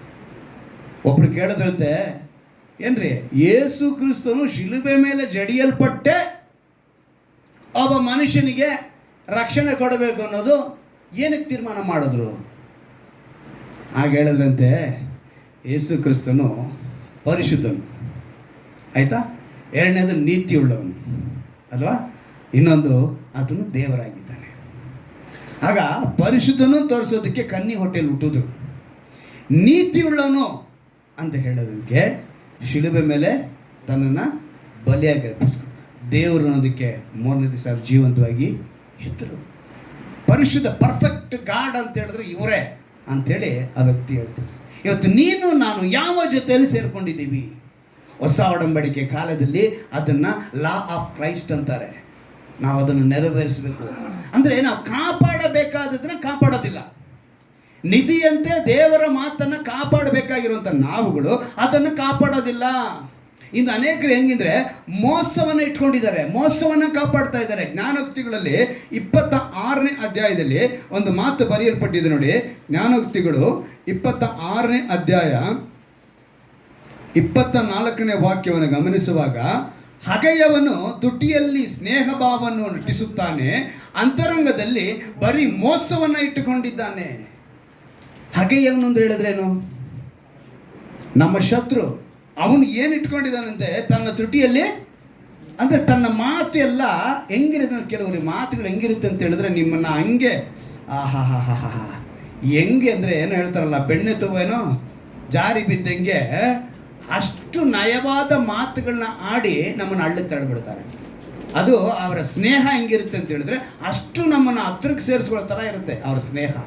ನಾವು ಇನ್ನೂ ಆ ಮಾತಿಗೆ ಕೆಳಗೆ ಬಿದ್ದೋಗ್ಬೇಕು, ಅವ್ರ ಜೊತೆಗೇ ಇರಬೇಕು ಅನ್ನೋ ಮಟ್ಟಿಗೆ ನಮ್ಮನ್ನು ಆ ಸ್ನೇಹ ಭಾವನ ತೋರಿಸ್ತಾರೆ. ಆದರೆ ಕೊನೆಗೆ ಅವ್ರು ಏನಾಗಿದೆ ಅಂದರೆ ಅಂತರಂಗದಲ್ಲಿ ಬರೀ ಮೋಸವನ್ನು ಇಟ್ಕೊಂಡಿದ್ದಾರೆ. ಬರೀ ಮೋಸ, ಮೋಸದ ತುಟಿಯ ಮಾತಿನಿಂದ ಉಬ್ಬಿಸ್ತಾನೆ, ಹುಷಾರಂತಾನೆ. ನೋಡಿ, ಬೆಳಿಗ್ಗೆ ಹೊರಗೆ ಎದ್ದು ಕಸ ಹೊಡೆಯಕ್ಕೆ ಬರ್ತಾರೆ ಸ್ತ್ರೀರು ಅಲ್ವಾ, ಕಸ ಹಿಂಗೆ ಹೊಡೆಯಕ್ಕೆ ಬಂದಾಗ ಪಕ್ಕದ ಮನೆ ಅಮ್ಮ ಹೇಳ್ತಾರೆ, ಲಕ್ಷ್ಮಕ್ಕ ನೀವು ಬಂದ ಮೇಲೇ ನಮ್ಮ ಬೀದಿ ಇಷ್ಟು ಶುದ್ಧವಾಗಿರೋದು. ಏನಂತೆ? ನಮ್ಮ ಬೀದಿ ಶುದ್ಧವಾಗಿ. ತಕ್ಷಣ ಆಕೆಗೆ ಒಂದು ಕಾಫಿ ರೆಡಿ ಆಗೋಯ್ತು. ಏನಂತೆ? ಇವಳು ಹೇಳಿದ ಮಾತಿಗೆ ಈ ಅಮ್ಮ ಏನಾಗ್ಬಿಟ್ರು, ಉಬ್ಬಿಸೋಗ್ಬಿಟ್ಟು ತಕ್ಷಣ ಮನೆಗೆ ಬಂದು ಮನೇಲಿ ಏನಂತ ಹೇಳ್ತಾರೆ, ಈ ಸ್ಥಳದಲ್ಲೇ ನಿಮ್ಮ ಯಜಮಾನ್ರ ಥರ ಒಳ್ಳೆ ವ್ಯಕ್ತಿನೇ ಇಲ್ಲ ಅಂದು ಇಡ್ಲಿ ರೆಡಿ ಆಗೋಯ್ತು. ಏನಂತೆ? ಒಬ್ಬಿಸಿ ತಿನ್ನುವಂಥ ಜನ ತುಂಬ ಇದ್ದಾರೆ. ಇದಕ್ಕೆ ನಮ್ಮ ಭಾಷೆಯಲ್ಲಿ ಇನ್ನೂ ಒಂದು ಹೇಳ್ಬೋದು, ಬಕೆಟ್ ಕೆಲಸ ಮಾಡ್ತಾರೆ ಅಂತಾರೆ. ಇಲ್ಲ, ಇನ್ನೂ ಅನೇಕ ಭಾಷೆಗಳಿದೆ, ಅದೆಲ್ಲ ಹೇಳಿದ್ರೆ ಚೆನ್ನಾಗಿರಲ್ಲ. ಯಾಕಂತ ಹೇಳಿದ್ರೆ ಬರೀ ಇನ್ನೊಬ್ಬರನ್ನ ಮೇಲೆ ಉಬ್ಬಿಸ್ಕೊಂಡು ಅಥವಾ ಚಾಡಿ ಹೇಳ್ಕೊಂಡು ಏನೋ ಒಂದು ಮಾಡಿಕೊಂಡು ತಮ್ಮ ಬದುಕನ್ನು ತಮ್ಮ ಬೇಳೆನ ಬೇಯಿಸ್ಕೊಳ್ಳುವಂಥ ಜನ ಇವತ್ತು ಬಹಳ ಇದ್ದಾರೆ. ಇವರೆಲ್ಲ ಮೋಸದ ತುಟಿಯುಳ್ಳವರು, ಮೋಸದ ಮಾತುಗಳನ್ನಾಡೋರು. ಕೆಲವರು ಹತ್ತಿಸ್ತಾರೆ ಮೇಲೆ ಕತ್ತಿರ್ತಾರೆ. ಇದು ಯಾವುದು ಅಂತ ನೋಡಿದ್ರೆ ಅದು ನುಗ್ಗೆ ಮರ. ಯಾವುದದು? ನುಗ್ಗೆ ಮರ ಸ್ಟ್ರಾಂಗಾ? ಇವರು ಹತ್ತಿಸ್ತಾ ಇರೋದು ಯಾವುದು? ನುಗ್ಗೆ ಮರ. ಈ ಮುಟ್ಟಾಳನಿಗೆ ಗೊತ್ತೇ ಆಗಲ್ಲ, ಇವನು ಹತ್ತಾನೇ ಇರ್ತಾನೆ. ಮೇಲಕ್ಕೆ ಹೋಗಿ ಕೊನೆಗೆ ಎಲ್ಲಿ ನಿಂತ್ಕೊಂಡಿದ್ದಾನೆ ನುಗ್ಗೆ ಮರ, ಕೊನೆಗೆ ಹೋಗ್ಬಿಟ್ಟು ಅಯ್ಯೋ ಅಂತಾನೆ, ಅಲ್ಲಿಂದ ಪಟಕ್ ಅಂತ ಮುರಿದು ಕೆಳಗೆ ಬಿಡ್ತಾನೆ. ಹತ್ತವಾಗಲೇ ಗೊತ್ತಾಗಬೇಕಲ್ಲ ಇವ್ರು ನುಗ್ಗೆ ಮರ ಹತ್ತಿಸ್ತಾ ಇದ್ದಾರೆ ಅಂತ. ಆ ಜ್ಞಾನ ಕೂಡ ಇಲ್ಲ. ಒಪ್ಪಿಸ್ತಾ ಇದ್ರೆ ಅವನು ಹೋಗ್ತಾನೆ ಇರ್ತಾನೆ. ದೇವರ ಮಕ್ಕಳು ದೇವರ ಮಾತನ್ನು ಕಾಪಾಡಿಕೊಳ್ಳಬೇಕು, ಮೋಸದ ತುಟಿಯ ಮಾತುಗಳನ್ನ ಕಾಪಾಡಿಕೊಳ್ಳೋದಲ್ಲ. ದೇವರ ಅಂದರೆ ಇದಕ್ಕೆ ಒಂದು ಉದಾಹರಣೆಯಾಗಿ ನಿಮ್ಗೆ ಹೇಳ್ತೀನಿ ನೋಡಿ. ಅನನೀಯ ಸಪ್ಪೈರಳು ಅಂತ ಒಬ್ರು, ಅಪೊಸ್ತಲ ಕೃತ್ಯಗಳು 5ನೇ ಅಧ್ಯಾಯದಲ್ಲಿ ಅವರ ಕುರಿತು ಬರೆಯಲ್ಪಟ್ಟಿದೆ. ಅಪೊಸ್ತಲರ ಕಾಲದಲ್ಲಿ ಅವರೆಲ್ಲ ಏನು ಮಾಡಿದ್ರೆ ತಮಗೆ ಇದ್ದದನ್ನೆಲ್ಲ ಮಾರಿ ಅಪೊಸ್ತಲರ ಪಾದಗಳ ಬಳಿ ಇಟ್ರಂತೆ. ಎಲ್ಲಿಟ್ರಂತೆ? ಅಪೊಸ್ತಲರ ಪಾದಗಳ ಬಳಿ. ತಮ್ಮ ಸಂಪತ್ತನ್ನು ಅಂದರೆ ಹಣವನ್ನು ತಂದಿಟ್ರು. ಇವತ್ತು ಈ ಹಣಕ್ಕೆ ಬೆಲೆ ಕೊಡ್ತಾನೆ ಮನುಷ್ಯ. ಒಂದು 10 ರೂಪಾಯಿ ಕೆಳಗಡೆ ಬಿದ್ದಿದ ತಕ್ಷಣ ಸಾಕು, 10 ರೂಪಾಯಿ ನಂಗೆ ಎತ್ತು ಹಿಂಗೆ ಓದ್ಕೊತ ಇರ್ತಾನೆ. ಆದರೆ ಅಪೊಸ್ತಲರ ಹತ್ರ ಕಾಲಿಗೆ ಏನು ಬಿದ್ದಿತ್ತು?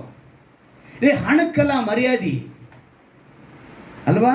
ಹಣಕ್ಕಲ್ಲ, ಹಣ ನಾವು ನಮಗೆ ಕೊಡುವಂತೆ ಜ್ಞಾನ ಕೊಟ್ಟಂಥ ದೇವರಿಗೆ ನಾವು ಬೆಲೆ ಕೊಡಬೇಕು. ಅಂದರೆ ನೀನು ದೇವರ ಮಾತನ್ನು ಅಂಗೀಕರಿಸಬೇಕು, ದೇವರ ನಿಧಿ ಅಂತ ಕಾಪಾಡ್ಕೋಬೇಕು. ಹಣವನ್ನು ಕಾಪಾಡಿಕೊಳ್ಳೋದಕ್ಕೆ ಇವತ್ತು ಓಡಾಡ್ತಾನೆ.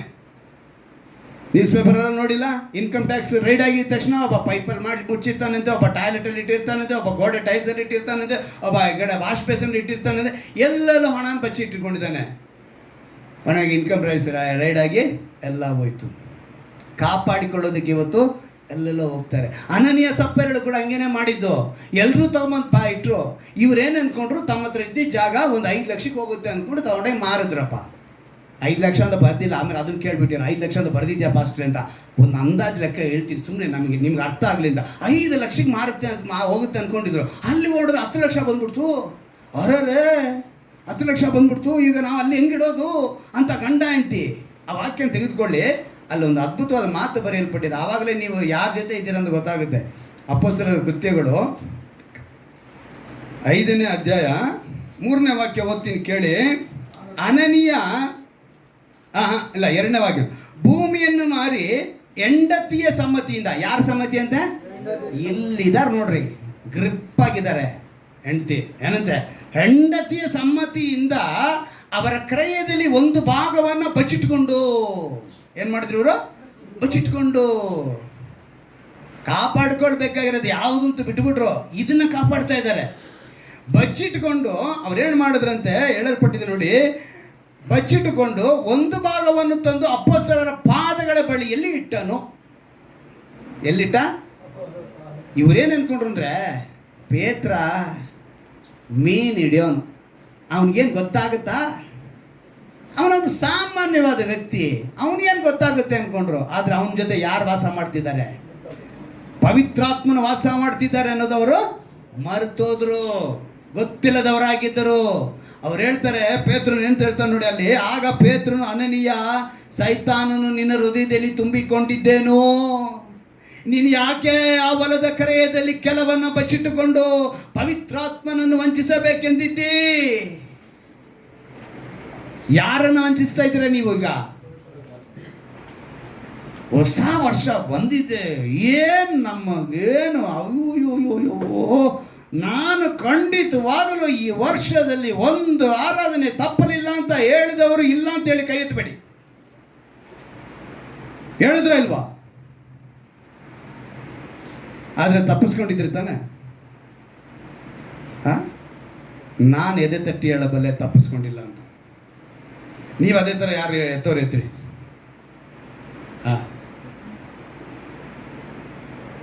5 ಜನ ಇದ್ದೀವಿ, 6 ಜನ ಇದ್ದೀವಿ. ಅಂದರೆ 24ನೇ ವರ್ಷ ಸ್ಟಾರ್ಟ್ ಆಗ್ತಿದ್ದಂಗೆ ನಾವು ಹೇಳಿದ್ದೇನು, ದೇವರಿಗೆ ಚಾಲೆಂಜ್ ಮಾಡಿಬಿಡೋದು. ನಾನು ಮಾತ್ರ ದೇವರೇ ಒಂದು ವೇಳೆ ಅಂತ ಹೇಳಿ ದೇವ್ರ ಹತ್ರ ಚಾಲೆಂಜ್ ಮಾಡಿಬಿಟ್ಟು, ಆದರೆ ಏನು ಮಾಡ್ತಿದ್ದೀವಿ ಇವತ್ತು? ಯಾರನ್ನ ವಂಚನೆ ಮಾಡ್ತಾ ಇದ್ದೀರಿ ಈಗ ನೀವು? ಪವಿತ್ರಾತ್ಮನ. ನಾನು ಹೇಳ್ತಿಲ್ಲ, ದೇವರ ವಾಕ್ಯ ಹೇಳ್ತಾ ಇದೆ. ಆರಾಧನೆ ಅನ್ನೋದು ನೋಡಿ, ಎಷ್ಟೋ ಜನಕ್ಕೆ ಏನೂ ಇಲ್ಲಿಂದ ಸಾವಿರಾರು ಗಟ್ಟಲೆ ಮೈಲಿಗಳು ಹೋಗಿ ಕೇದಾರಿನಾಥ್, ಬದ್ರಿನಾಥ್, ಕಾಶಿ, ಅದು ಈ ಬೆಟ್ಟ, ಆ ಬೆಟ್ಟ, ಆ ಗುಡ್ಡ, ಈ ಗುಡ್ಡ, ಇದಕ್ಕೆ ಹಣ ಖರ್ಚು ಮಾಡಿಕೊಂಡು ಹೋಗೋರ್ಗಿಂತ ನಂಬಿಕೆ ನಮ್ಮಲ್ಲಿ ಯಾಕಿಲ್ಲ? ಕ್ರೈಸ್ತರ ಜೊತೆ ಇವತ್ತು ಯಾರಿಲ್ಲ. ಅದಕ್ಕೇ ದೇವರು ಎಚ್ಚರಿಕೆ ಪಡಿಸಿ ಹೇಳ್ತಿದ್ದಾರೆ, ನೀವು ಯಾರನ್ನ ನಿನ್ನ ಜೊತೆ ಮಾಡ್ಕೊಂಡಿದ್ದೀರಾ ಅಂದರೆ, ನಾವು ಯಾವಾಗ ಸರಿಯಾಗಿ ದೇವರ ಪಾದಕ್ಕೆ ಬರ್ತೀವಿ ಅಂತ ದೇವರು ಯೋಚನೆ ಮಾಡ್ತಿದ್ದಾರೆ. ಇವತ್ತು ನೀನು ನಾನು ಅದನ್ನು ಕಳ್ಕೊಂಡವರಾಗಿದ್ದೀವಿ. ನಮ್ಮ ಪಾಪವು ಅಪರಾಧವನ್ನು ಮುಚ್ಚಿಡುವವರಾಗಿ ದೇವರ ಬಳಿ ನಾವಿದ್ದೀವಿ. ಅದೇ ಜ್ಞಾನೋಕ್ತಿಗಳಲ್ಲಿ 17ನೇ ಅಧ್ಯಾಯದಲ್ಲಿ ಒಂದು ಮಾತು ಬರೆಯಲ್ಪಟ್ಟಿದೆ ನೋಡಿ. ಜ್ಞಾನೋಕ್ತಿಗಳು 17ನೇ ಅಧ್ಯಾಯ 9ನೇ ವಾಕ್ಯ. 17ನೇ ಅಧ್ಯಾಯದಲ್ಲಿ 9ನೇ ವಾಕ್ಯ, ದೋಷವನ್ನು ಮುಚ್ಚಿಡುವವನು ಪ್ರೇಮವನ್ನು ಸೆಳೆಯುವನು, ಎತ್ತಿ ಆಡುತ್ತಿರುವವನು ಸ್ನೇಹವನ್ನು ಕಳೆದುಕೊಳ್ಳುವನು. ಏನಂತೆ? ದೋಷವನ್ನು ಮುಚ್ಚಿಡುವವನು. ಇನ್ನೊಂದು ಕಡೆ ಇದನ್ನು ಓದ್ತೀನಿ, ಚೆನ್ನಾಗಿ ಗಮನ ಇಟ್ಟು ಕೇಳ್ಕೊಳ್ಳಿ ಅದನ್ನು ಕೂಡ. ಯಾಕಂತ ಹೇಳಿದ್ರೆ ಈಗ ಇನ್ನೊಂದು ಕಡೆ ಎಷ್ಟನೇ ಅಧ್ಯಾಯ? ಜ್ಞಾನೋಕ್ತಿಗಳು 28ನೇ ಅಧ್ಯಾಯ, ದೋಷಗಳನ್ನು ಮುಚ್ಚಿಕೊಳ್ಳುವವನಿಗೆ ಶುಭವಾಗದು. ಈಗ ಇಲ್ಲಿ ದೋಷವನ್ನು ಮುಚ್ಚಿಕೊಳ್ಳುವನಿಗೆ ಶುಭವಾಗದು, ಒಳ್ಳೆಯದಾಗಲ್ಲ ಅಂತ ಹೇಳಲ್ಪಟ್ಟಿದೆ. ಎಷ್ಟನೇ ಅಧ್ಯಾಯ? 28ನೇ ಅಧ್ಯಾಯದ 13ನೇ ವಾಕ್ಯದಲ್ಲಿ. ಆದರೆ 17ನೇ ಅಧ್ಯಾಯದಲ್ಲಿ 9ನೇ ವಾಕ್ಯದಲ್ಲಿ ಏನಂತ ಬರೆಯಲ್ಪಟ್ಟಿದೆ? ದೋಷವನ್ನು ಮುಚ್ಚಿಡುವವನು ಪ್ರೇಮವನ್ನು ಸೆಳೆಯುವನು. ಈ ಮಾತು ದೇವರಿಗೆ ಹೇಳಿದ್ದು. ನಿನ್ನ ನನ್ನ ದೋಷವನ್ನು ಮುಚ್ಚಿಟ್ಟು ಪ್ರೀತಿ ಮಾಡ್ತಿದ್ದಾರೆ. ಹಲ್ಲೆಲೂಯಾ. ಆದರೆ ಅಲ್ಲಿ ದೋಷವನ್ನು ಮುಚ್ಚಿಡುವನು ಅಂತ ಹೇಳಿದ್ರೆ ನೀನು ನಾನು ದೋಷವನ್ನು ಮುಚ್ಚಿಟ್ಟು ದೇವರ ಬಳಿಯಿಂದ ಪ್ರೀತಿನ ಹೊಂದಿಕೊಳ್ಳೋದಕ್ಕೆ ಸಾಧ್ಯ ಇಲ್ಲ. ಆದರೆ ದೇವರು ಏನು ಮಾಡ್ತಾರೆ? ನಾವು ಎಷ್ಟೇ ತಪ್ಪುಗಳು ಮಾಡಿದ್ರು, ಅಪರಾಧಗಳು ಮಾಡಿದ್ರು, ಆ ದೋಷಗಳನ್ನ ಮನ್ನಿಸಿರೋದ್ರಿಂದ ತಾನು ಪ್ರೀತಿ ಮಾಡ್ತಾ ಇದ್ದಾನೆ. ಹಲ್ಲೆಲೂಯಾ. ಎಂಥ ಒಳ್ಳೆ ದೇವರಲ್ಲ ನೀನು ನಾನು ಆರಾಧಿಸುವ ದೇವರು. ಆ ದೇವರು ನೀನು ಎಷ್ಟೇ ಮಾಡಿದ್ರು ಕೂಡ ಅವ್ರೇನು ಮಾಡ್ತಿದ್ದಾರೆ? ಪ್ರೇಮದಿಂದ ಸೆಳ್ಕೊಳ್ತಿದ್ದಾರೆ. ನಾನು ನಿನ್ನನ್ನು ಶಾಶ್ವತ ಪ್ರೇಮದಿಂದ ಸೆಳೆದುಕೊಂಡೆ. ಹಾಡೇಳ್ತೀವಿ, ವಾಕ್ಯ ಓದ್ತೀವಿ. ದೋಷವನ್ನು ಮುಚ್ಚಿಟ್ಟಿದ್ದಾರೆ. ಈ ತಿಂಗಳಿನ ವಾಗ್ದಾನ ನೆನೆಸ್ಕೊಳ್ಳಿ. ಮುರಿದ ಅಂಗವನ್ನು ಕಟ್ಟುವನಂತ ಹೇಳಿದ್ರು ಅಲ್ವಾ? ಆತನ ಮಾತನ್ನು ಅಂಗೀಕರಿಸಿದರೆ, ನಿಧಿಯಂತೆ ಕಾಪಾಡಿದರೆ, ನಿನ್ನ ಮುರಿದಂಥ ಮನಸ್ಸನ್ನು ಅವರೇನು ಮಾಡ್ತಾರೆ? ಕುಟುಂಬವನ್ನು ಕಟ್ತಾರೆ. ನೀನು ಎಷ್ಟೇ ಇರಲಿ, ಕೆಲವು ಸ್ತ್ರೀಯರು ಪತಿಯ ಕುರಿತು ಹೇಳಿಕೊಳ್ಳುವಾಗಲೇ ಅಥವಾ ಕುಟುಂಬದ ಸಮಸ್ಯೆಗಳು ಬಂದಾಗ ಏನು ಮಾಡ್ತಾರೆ? ನಿಮ್ಮನ್ನು ಕಾಪಾಡ್ತಾರೆ. ನಿನ್ನ ಪತಿಯೊಂದಿಗೆ ಮಾತನಾಡ್ತಾರೆ, ನಿನ್ನ ಪತ್ನಿಯೊಂದಿಗೆ ಮಾತನಾಡ್ತಾರೆ. ಆದರೆ ನಾವೇನು ಮಾಡಲ್ಲ? ದೇವರ ಮಾತನ್ನು ಅಂಗೀಕರಿಸಲ್ಲ. ಇಬ್ರಿಯರಿಗೆ ಬರೆದ ಪತ್ರಿಕೆ 11ನೇ ಅಧ್ಯಾಯದಲ್ಲಿ 23ನೇ ವಾಕ್ಯದಲ್ಲಿ ಒಂದು ಮಾತು ಬರೆಯಲ್ಪಟ್ಟಿದೆ. ಅರಸನ ಅಪ್ಪಣೆ ಅಂತೇಳಿ ಒಂದು ಮಾತಲ್ಲಿ ಬರೆಯಲ್ಪಟ್ಟಿದೆ ನೋಡಿ. ಇಬ್ರಿಯರಿಗೆ ಬರೆದ ಪತ್ರಿಕೆ 11ನೇ ಅಧ್ಯಾಯದ 23ನೇ ವಾಕ್ಯದಲ್ಲಿ ಒಂದು ಮಾತು ಬರೆಯಲ್ಪಟ್ಟಿದೆ. ಮೋಶೆ ಹುಟ್ಟಿದಾಗ ಅವನ ತಂದೆ ತಾಯಿಗಳು ಕೂಸು ಸುಂದರವಾಗಿದೆ ಎಂದು ನೋಡಿ ಅರಸನ ಅಪ್ಪಣೆಗೆ ಭಯಪಡದೆ ನಂಬಿಕೆಯಿಂದಲೇ ಅವನ 3 ತಿಂಗಳು ಬಚ್ಚಿಟ್ರು. ಇದು ಬಹಳ ಮುಖ್ಯವಾದ ಒಂದು ಅಂಶ ನೋಡಿ, ಗಮನ ಇಟ್ಟು ಕೇಳ್ಕೊಳ್ಳಿ. ಮೋಶೆನ 3 ತಿಂಗಳು ಬಚ್ಚಿಟ್ರು ಅವರು. ಯಾರಿಗೆ ಭಯ ಪಡಲಿಲ್ಲ ಗೊತ್ತವರು? ಅರಸನ ಅಪ್ಪಣಿಗೆ ಭಯ ಪಡಲಿಲ್ಲ. ಅರಸನ ಅಪ್ಪಣಿಗೆ ಭಯ ಪಡ್ದಿರಾ ಏನು ಮಾಡಿದ್ರು ಅವರು? ಮೋಶೆನ ಬಚ್ಚಿಕ್ತಾರೆ. 3 ತಿಂಗಳು ಅವರು ಬಚ್ಚಿಟ್ರು. ಅದೇ ರೀತಿಯಾಗಿ ಶದ್ರಕ್, ಮೇಷಕ್, ಅಬೇದ್ನೆಗೋ ಅರಸನ ಅಪ್ಪಣಿಗೆ ಭಯ ಪಡಲಿಲ್ಲ. ಅವ್ರೇನು ಹೇಳಿದ್ರು? ಏನೇ ಆದರೂ ಪರವಾಗಿಲ್ಲಪ್ಪ, ನೀನು ಬೆಂಕಿಗೆ ಹಾಕಿದ್ರು ಪರವಾಗಿಲ್ಲಪ್ಪ, ನಮ್ಮ ದೇವರು ಅವ್ರು ಕಾಪಾಡದೇ ಇದ್ರೂ ಪರವಾಗಿಲ್ಲ, ಆದರೆ ನೀನು ಹೇಳಿದ ಕೆಲಸ ಮಾತ್ರ ಮಾಡಲ್ಲ ಅಂದರು. ಆದರೆ ಇವತ್ತು ನಮ್ಮ ಜನ ಇನ್ನೂ ಎಷ್ಟು ಜನ ಇನ್ನೂ ಅನ್ಯ ದೇವರಿಗೆ ಭುಜ ಕೊಡ್ತಾ ಇಲ್ಲ? ಇನ್ನು ಎಷ್ಟು ಜನ ದೀಪ ಹೊಡ್ತಾ ಇಲ್ಲ? ಶದ್ರಕ್, ಮೇಷಕ್, ಅಬೇದ್ನೆಗೋ ಥರ ನಮ್ಗೆ ಯಾಕೆ ವೈರಾಗ್ಯ ಇಲ್ಲ? ನಿನ್ನ ಜೊತೆ ಅವರಿಲ್ಲ. ದೇವರು ನಿನ್ನ ಜೊತೆ ಇಲ್ದಿರೋದ್ರಿಂದ ಇನ್ನೂ ನೀನು ಅಮಾವಾಸ್ಯೆ ನೋಡ್ತೀಯ, ಹುಣ್ಣಿಮೆ ನೋಡ್ತಿದ್ಯಾ. ಈ ದಿನ ಒಳ್ಳೇದಾ, ಆ ದಿನ ಒಳ್ಳೇದಾ, ಈ ವಾರ ಒಳ್ಳೇದಾ, ಆ ವಾರ ಒಳ್ಳೇದಾ, ಶುಭ ಮುಹೂರ್ತ, ಶುಭ ದಿನ, ಏನಿದು? ದೇವ್ರ ಮಕ್ಕಳಾಗಿ ಈ ಕಿಟಕಿ ಸರಿ ಇಲ್ಲ, ಆ ಬಾಗಿಲು ಸರಿ ಇಲ್ಲ, ನೋಡಿ ವಾಸ್ತು ಸರಿ ಇಲ್ಲ, ನಾನು ಒಂದು ಕೊಡ್ತೀನಿ ತಗೊಂಡೋಗಿ ಮನೇಲಿ ಮೂಲೆಯಲ್ಲಿ ಕಟ್ಟಿ ಅಂತಾನೆ. ನಿಮ್ಮ ಮಗುವಿಗೆ ಅನಾರೋಗ್ಯ ಆವಾಗ ಬರ್ತಾ ಇದೆ, ಬಂದಿದ್ದು ನೀವು ತಾಯಿತು ಕಟ್ಕೊಳ್ಳಿ ಅಂತಾನೆ. ನಿಮ್ಮ ಮನೆಯಲ್ಲಿ ಆಶೀರ್ವಾದ ಬಂದು ಹಂಗೆ ಬಾಚ್ಕೊಂಡು ಹೋಗ್ತಾ ಇದೆ, ಅದನ್ನ ನಿಲ್ತಾ ಇಲ್ಲ, ಅದಕ್ಕೆ ಒಂದು ತಗಡು ಕೊಡ್ತೀನಿ ತಗೊಂಡೋಗಿ ಬಚಿಕು ಅಂತಾನೆ. ಕ್ರೈಸ್ತರು ಮಾಡ್ತಾರಂಥ ಕೆಲಸಗಳು ಇವೆಲ್ಲ, ಅನ್ಯರಲ್ಲ, ದೇವರ ಮಕ್ಕಳು ಅಂತ ಹೇಳಿಕೊಂಡು ಈ ಕೆಲಸ ಮಾಡ್ತಾ ಇದ್ದಾರೆ. ಶದ್ರಕ್, ಮೇಷಕ್, ಅಬೇದ್ನೆಗೋ ಥರ ವೈರಾಗ್ಯ ಇಲ್ಲ, ಯಾರ ಜೊತೆಲಿ ವಾಸ ಮಾಡ್ತಿದ್ದಾರೆ ಅನ್ನೋ ಜ್ಞಾನವೇ ಇಲ್ಲ. ಅದಕ್ಕೆ ದೇವರು ಹೇಳಿದ್ರು, ಯಾರೋ ಮಾತಿಗೆ ಕಿವಿಗೊಡಬೇಡಿ, ದೇವರ ಭಯದಿಂದ ನೀವು ಕಡೆಗೆ ಬನ್ನಿ. ಇಲ್ಲಿ ಹೇಳಲ್ಪಟ್ಟಿದೆ, ಮೋಶೆನ ಅವ್ರು 3 ತಿಂಗಳು ಬಚ್ಚಿಟ್ರು. ಯಾರಿಗೆ ಭಯ ಪಡಲಿಲ್ಲ? ಅರಸನಿಗೆ ಭಯ ಪಡಲಿಲ್ಲ, ದೇವರ ಮೇಲೆ ನಂಬಿಕೆ ಇಟ್ಟರು. ಆ ವಿಷಯ ನಾನು ತುಂಬ ಚೆನ್ನಾಗಿ ನೋಡುವಾಗ, ಆದರೆ ಇವತ್ತು ನಾವು ಏನು ಮಾಡ್ತಾ ಇದೀವಿ ಅಂತ ಹೇಳಿದ್ರೆ, ಆ ಮೋಶೆಯ ತಂದೆ ತಾಯಿ ಹೆಸರು ಸತ್ಯದಲ್ಲಿ ಬರೆಯಲ್ಪಟ್ಟಿಲ್ಲ, ಆದರೆ ಪುಸ್ತಕದಲ್ಲಿ, ಚರಿತ್ರೆ ಪುಸ್ತಕದಲ್ಲಿ ಬರೆಯಲ್ಪಟ್ಟಿದೆ ಅಮ್ರಾನನು. ಮೋಶೆಯ ತಂದೆ ಹೆಸರೇನು? ಅಮ್ರಾನನು. ಯಕೋಬೇದಳು ಮೋಶೆಯ ತಾಯಿ ಹೆಸರು, ಯಕೋಬೇದಳು, ಅಮ್ರಾನನು. ಇವರಿಬ್ಬರು ಏನು ಮಾಡಿದ್ರಂತೆ, ಈ ಮಗುವನ್ನ ಒಂದು ಪಾಪರೈಸ್ ಅಂತೇಳಿ ಇಂಗ್ಲೀಷ್ ಬೈಬಲಲ್ಲಿ ಬರೆಯಲ್ಪಟ್ಟಿದೆ. ಏನರಲ್ಲಿ? ಪಾಪರೈಸ್ ಅಂದರೆ ಕನ್ನಡದಲ್ಲಿ ಆಪಿನ ಅಂತೇಳಿ ಬರೆಯಲ್ಪಟ್ಟಿದೆ. ಅದೊಂದು ಎಲೆ, ಅದೊಂಥರ ಆ ಎಲೆನಲ್ಲಿ ಬ್ಯಾಸ್ಕೆಟ್ ಮಾಡಿ, ಅಂದರೆ ಬುಟ್ಟಿ ಮಾಡಿ ಅವ್ರೇನು ಮಾಡಿದ್ರು, ಆ ಮಗುನ ಅದಕ್ಕೆ ರಾಳವನ್ನು ಹಚ್ಚಿ ಆಮೇಲೆ ಮಗುನ ನೀರಿನ ಮೇಲೆ ಬಿಟ್ಟರು. ನಾನು ಅದನ್ನು ಧ್ಯಾನ ಮಾಡಿದಾಗ ನನಗೆ ಏನು ಅನಿಸುತ್ತೆ ಅಂತ ಹೇಳಿದ್ರೆ, ಮೊದಲನೇದಾಗಿ ಕಾಗದ ತಯಾರಿ ಮಾಡಿದ್ದು ಈ ಪ್ಯಾಪರೈಸ್ನಲ್ಲಿ. ಅದಕ್ಕಿಂತ ಮುಂಚೆ ಈ ಪ್ಯಾಪರೈಸ್ ಅಂದರೆ ಈ ಎಲೆ ಇದೆಯಲ್ಲ, ಇದರಿಂದನೇ ಇದ್ರ ಮೇಲೆ ಬರೆಯೋಕ್ಕೆ ಶುರು ಮಾಡಿದ್ದು. ಅದಕ್ಕಿಂತ ಮುಂಚೆ ಚರ್ಮದ ನಂತರ ಈ ಪ್ಯಾಪರೈಸನ್ನು ಇದು ಎಲೆ ಮೇಲೇ, ಒಂದು ಗರಿ ಮೇಲೇ ಸತ್ಯವೇದ ಬರೆಯಲ್ಪಟ್ಟಿದ್ದು, ವಾಕ್ಯಗಳು ಬರೆಯಲ್ಪಟ್ಟಿದ್ದು. ಅವೆಲ್ಲ ಶೇಖರಣೆ ಮಾಡಿ ನಂತರ ನಾವು ಈಗ ಟೆಕ್ನಾಲಜಿ ಪ್ರಕಾರ ಇವತ್ತು ಬಂದಿ, ಅಂದರೆ ಆ ಪ್ಯಾಪರೈಸನ್ನು ಇದರಲ್ಲೇ ಕಾಗದ ಕೂಡ ತಯಾರಿ ಮಾಡ್ತಾರೆ ಇವತ್ತು. ನಾನು ಯೋಚನೆ ಮಾಡಿದೆ, ಅಲ್ಲಿಗೆ ವಾಕ್ಯ ಬರೆದಂಥ ಆ ಒಂದು ಎಲೆನಲ್ಲೇ ಅವ್ರೇನು ಮಾಡಿದ್ರು, ಮೋಶೆನ ಸುತ್ತಿಕ್ಕಿದ್ರು. ಅಂದರೆ ಇವತ್ತು ನೀನು ನಾನು ಈ ವಾಕ್ಯವೆಂಬುದರಲ್ಲಿ ಸುತ್ತಲ್ಪಟ್ಟಿದ್ದರೆ, ಹಲ್ಲೆಲೂಯಾ, ನೀವು ಸುತ್ತಲ್ಪಟ್ಟಿದ್ದರೆ, ವಾಕ್ಯದಲ್ಲಿ ಸುತ್ತಲ್ಪಟ್ಟಿದ್ದರೆ, ಅವತ್ತು ಮೋಶೆ ಹೆಂಗೆ ರಕ್ಷಿಸಲ್ಪಟ್ಟರೋ ಅವತ್ತು ನದಿ ಮೇಲೆ ತೇಲಿಕೊಂಡೋಗಿ ಅರಸನ ಬಳಿಯಲ್ಲೇ ಬೆಳೆದು ಒಂದು ದೊಡ್ಡ ಪ್ರವಾದಿಯಾಗಿ ಅಷ್ಟು ಜನ ನಡೆಸುವಂಥ ಒಂದು ಅಭಿಷೇಕವನ್ನು ಹೊಂದಿದ್ದು, ಮೋಶೆ ಮುಖಾಮುಖಿಯಾಗಿ ದೇವರೊಂದಿಗೆ ಮಾತನಾಡುವಂತೆ ಮಾಡಿದ್ದು. ಅವ್ರು ಹೆಂಗಿದ್ರಂತೆ, ಸ್ನೇಹಿತನಂತೆ ದೇವರೊಂದಿಗೆ ಇದ್ದಂಥ ಕಾರಣ ಏನು ಅಂತ ಹೇಳಿದ್ರೆ, ಹೆತ್ತವರಾದಂಥ ಅವರಿಬ್ಬರು ಏನು ಮಾಡಿದ್ರು, ನನ್ನ ಮಗು ಮೇಲೆ ಏನೋ ದೇವ್ರ ಉದ್ದೇಶ ಇದೆ. ಯಾಕಂದರೆ ಮೋಶೆ ಸುಂದರವಾಗಿದ್ದನು ಅಂತ ಹೇಳೋ ಅರ್ಥ ನೋಡಿದ್ರೆ ಈ ಸುಂದರನ ಅವರು ಯೋಚನೆ ಮಾಡಿರ್ತಾರೆ. ಅಮ್ರಾನನು, ಯೊಕೋಬೇದಳು ಅದನ್ನ ಯೋಚನೆ. ಇವತ್ತು ಎತ್ತವರಾಗಿರುವಂಥ ನೀವು ಏನು ಯೋಚನೆ ಮಾಡ್ತಿದ್ರೆ ಮಕ್ಕಳ ಕುರಿತು? ಭಾನುವಾರ ಶಾಲೆ, ಆಮೇಲೆ ಸ್ಕೂಲು, ಆಮೇಲೆ ಮನೆಯಲ್ಲಿ ನಿಮ್ಮ ಒಂದು ಸಮರ್ಪಣೆ ಏನಿದೆ ಮಕ್ಕಳ ಮೇಲೆ? ನೀವು ಯಾವ ರೀತಿ ಮಕ್ಕಳನ್ನ ರಕ್ಷಿಸಬೇಕು ಅಂತ ಅಂದ್ಕೊಂಡಿದ್ದೀರಾ? ವಾಕ್ಯದಿಂದ ರಕ್ಷಿಸಿ, ನಿಮ್ಮ ಮಕ್ಕಳನ್ನ ವಾಕ್ಯದಿಂದ ರಕ್ಷಿಸಿ. ಆಗ ನೋಡಿ ಆ ಮಕ್ಕಳು ಒಂದು ಉನ್ನತ ಸ್ಥಾನಕ್ಕೆ ಬರ್ತಾರೆ. ಸಂಡೇ ಕ್ಲಾಸು ಕೂಡ ಪಾಠಗಳನ್ನ ನೀವೇನು ಮಾಡಬೇಕು? ಏನಾದ್ರು ಮಕ್ಕಳು ಬರಲಿಲ್ಲ ಅಂತ ಹೇಳಿದ್ರೆ ಅದಕ್ಕೆ ಕಾರಣ ನೀವೇ ಹೇಳಕ್ಕೆ ಬರಬೇಡಿ. ನೀವುಗಳೇನು ಮಾಡಬೇಕು? ಮಕ್ಕಳಿಗೆ ಅದನ್ನು ತಿಳಿಸ್ಬೇಕು. ಸಂಡೇ ಕ್ಲಾಸ್ ಮಕ್ಕಳು ಅದನ್ನು ತಿಳ್ಕೋಬೇಕು. ನೀವು ವಾಕ್ಯದಿಂದ ನೀವು ಕಟ್ಟಲ್ಪಟ್ಟವರಾಗಿರಬೇಕು. ವಾಕ್ಯನ ನಿಮ್ಮನ್ನು ದೇವರು ಎಲ್ಲಿಗೆ ತೊಗೊಂಡೋಗ್ತಾರೆ, ನೀವು ಈ ವಯಸ್ಸಿನಲ್ಲಿ ಒಪ್ಪಿಸಿಕೊಟ್ರೆ ನಿಮಗೆ ಸ್ಥಾನ ಬಂದು ಯೋಸೇಫನ ಸ್ಥಾನ ಸಿಗುತ್ತೆ.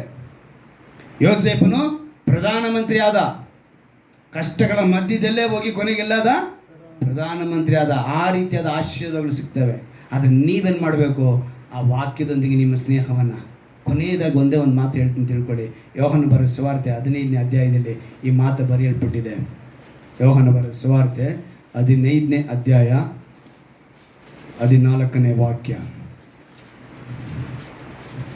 ನಾನು ನಿಮಗೆ ಕೊಟ್ಟ ಆಜ್ಞೆಗಳಿಗೆ ಸರಿಯಾಗಿ ನೀವು ನಡೆದರೆ ನೀವು ನನ್ನ ಸ್ನೇಹಿತರು. ಸಾಕು. ಏನಂತೆ? ಅವರ ಆಜ್ಞೆಯಾಗಿ ಸರಿಯಾಗಿ ನಡೆದ್ರೆ ಸಾಕು. ನೀವು ಯಾರು ಅವ್ರಿಗೆ? ಫ್ರೆಂಡ್ ರೀ. ಇದಕ್ಕಿನ್ನ ಒಬ್ಬ ಫ್ರೆಂಡ್ ಬೇಕಾ ನಮಗೆ? ಇದಕ್ಕಿನ್ನ ಒಂದೊಬ್ಬ ಫ್ರೆಂಡ್ ಬೇರೆ ಯಾರು? ಯಾಕಂದರೆ ತನ್ನ ಇವ್ರಿಗೋಸ್ಕರ ಪ್ರಾಣನ ಮೇಲೆ ವಾಕ್ಯ ನೀವು ನೋಡಿದ್ರೆ ನೋಡಿ ತುಂಬ ಚೆನ್ನಾಗಿ ಬರೆಯಲ್ಪಟ್ಟಿದೆ. ಏನು? ತನ್ನ ಸ್ನೇಹಿತರಿಗೋಸ್ಕರ ಪ್ರಾಣವನ್ನೇ ಸ್ನೇಹಿತರು ಕೊಡುವ ಪ್ರೀತಿಗಿಂತ ಹೆಚ್ಚಿನ ಪ್ರೀತಿ ಯಾವುದೂ ಇಲ್ಲ ಅಂತ ಹೇಳ್ತಾರೆ. ನಿಮಗೋಸ್ಕರ ಪ್ರಾಣ ಕೊಟ್ಟಿದ್ದಾರೆ. ನೀವು ಅವರ ಆಜ್ಞೆನ ಸರಿಯಾಗಿ ನಡೆದ್ರೆ ಸಾಕು. ಅವ್ರ ಮಾತನ್ನು ಅಂಗೀಕರಿಸಿದ್ರೆ ಸಾಕು. ಆ ಮಾತನ್ನು ನೀವು ನಿಧಿ ಅಂತ ಕಾಪಾಡಿಕೊಂಡ್ರೆ ಸಾಕು. ಇವತ್ತು ಭೂಮಿ ಮೇಲೆ ನೀವು ಏನೇನೋ ಕಾಪಾಡ್ತಾ ಇದ್ದೀರಾ. ಅದುವೇ ಕಾಪಾಡಬೇಕು, ಇದನ್ನು ಕಾಪಾಡಬೇಕು, ಮನೆ ಕಾಪಾಡಬೇಕು, ಸ್ವತ್ತು ಐಶ್ವರ್ಯ ಸಂಪತ್ತು ಇವೆಲ್ಲ ಕಾಪಾಡ್ಕೋಬೇಕು, ನಮ್ಮ ವಸ್ತುಗಳನ್ನ ಕಾಪಾಡ್ಕೋಬೇಕು, ನನ್ನ ಹೆಂಡತಿನ ಕಾಪಾಡಬೇಕು, ಮಕ್ಕಳನ್ನ ಕಾಪಾಡಬೇಕು, ಕುಟುಂಬನ ಕಾಪಾಡಬೇಕು, ಎಲ್ಲ ಬೇಕಾಗಿದ್ದೆ. ಆದರೆ ಪ್ರಧಾನವಾದದ್ದು ದೇವರ ಮಾತನ್ನು ಕಾಪಾಡ್ಕೋಬೇಕು. ಅದನ್ನು ಕಾಪಾಡಿದ್ರೆ ಅಂದರೆ ದೇವರು ನಿಮ್ಮ ಜೊತೆ ಇರಬೇಕು. ಕ್ರೈಸ್ತರಿಗೆ ಯಾರ ಜೊತೆ ಆಗಿರಬೇಕು ಅಂದರೆ ದೇವರ ವಾಕ್ಯವಾಗಿರುವ యేసయ్య. ಅಕ್ಕಿ ಜೊತೆ ಬೆಲ್ಲ ಸೇರ್ತು ಏನಾಗುತ್ತೆ?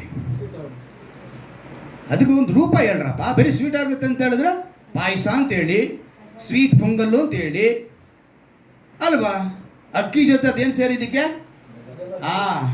ಅಕ್ಕಿ ಜೊತೆ ಬೇಳೆ ಸೇರ್ತು ಅಂತ ಇಟ್ಕೊಳ್ಳಿ. ಬೇಳೆ ಬಾತ್ ಬಿಸಿ ಅಕ್ಕಿ ಜೊತೆ ಸೇರ್ಕೊಂಡ್ತು ಅಲ್ವಾ? ಅಕ್ಕಿ ಜೊತೆ ಅರಿಶಿನ ಕುಂಕುಮ ಅನ್ನೀರು ಸೇರಿಸ್ತಾರೆ. ಏನಕ್ಕೆ? ಅಕ್ಷತೆ ಯಾವಾಗ ಉಪಯೋಗಿಸ್ತಾರೆ? ಅದೇ ಅಕ್ಕಿ ಜೊತೆ ಕರಿ ಎಳ್ಳು ಸೇರಿದ್ರೆ,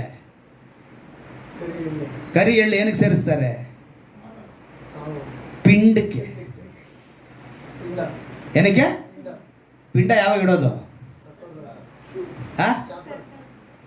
ಈಗ ಒಂದೇ ಅಕ್ಕಿನೇಪ್ಪ, ಆದ್ರೆ ಅಕ್ಕಿ ಜೊತೆ ಏನು ಸೇರಿದಾಗ ಯಾವ ವಿಶೇಷ? ಅರ್ಥ ಆಯ್ತಾ? ನೀನು ಅಕ್ಕಿಯಾಗಿದ್ದು ಬೆಲ್ಲವಾಗಿರುವಂಥ ದೇವರ ವಾಕ್ಯ ಜೊತೆ ಅಲ್ವಾ? ಜೇನಿಗಿಂತ ಸಿಹಿ, ಜೇನಿಗಿಂತ ಅಮೂಲ್ಯವಾದದ್ದು ದೇವರ ವಾಕ್ಯ. ಜೇನು ತುಪ್ಪಕ್ಕಿಂತ, ಜೇನು ಸಿಹಿಗಿಂತ ಮೇಲಾದದ್ದು ದೇವರ ವಾಕ್ಯ. ಅದರಲ್ಲಿ ಸೇರಿದ್ರೆ ನೀನು ಸಿಹಿಯಾಗಿರ್ತೀಯ. ನೀನು ಕರಿ ಎಳ್ಳು, ಲೋಕವೆಂಬ ಕರಿ ಎಳ್ಳು ಜೊತೆ ಸೇರಿದ್ರೆ ಪಿಂಡಕ್ಕೆ ನೀನು ಸಮ. ನೀನು ಅದಕ್ಕೆ ದೇವರು ಹೇಳಿದ್ದು ಯೋಹಾನ ಬರೆಸಲು, ನೀವು ನನ್ನ ಆಜ್ಞೆಗಳು ಸೇರಿಕೊಂಡ್ರೆ ಸಾಕು, ನೀವು ನನ್ನ ಸ್ನೇಹಿತರು. ಈಗ ನಾವು ಕ್ರೈಸ್ತರಾಗಿ ಯಾರ ಜೊತೆ ಇರಬೇಕು? ಎಲ್ಲರೂ ಜೋರಾಗಿ ಹೇಳಬೇಕು. ನನಗೆ ಕೇಳಿಸ್ತಾ ಇಲ್ಲ. ಕ್ರೈಸ್ತರು ಯಾರ ಜೊತೆ ಇರಬೇಕು? ಹಲ್ಲೆಲೂಯ.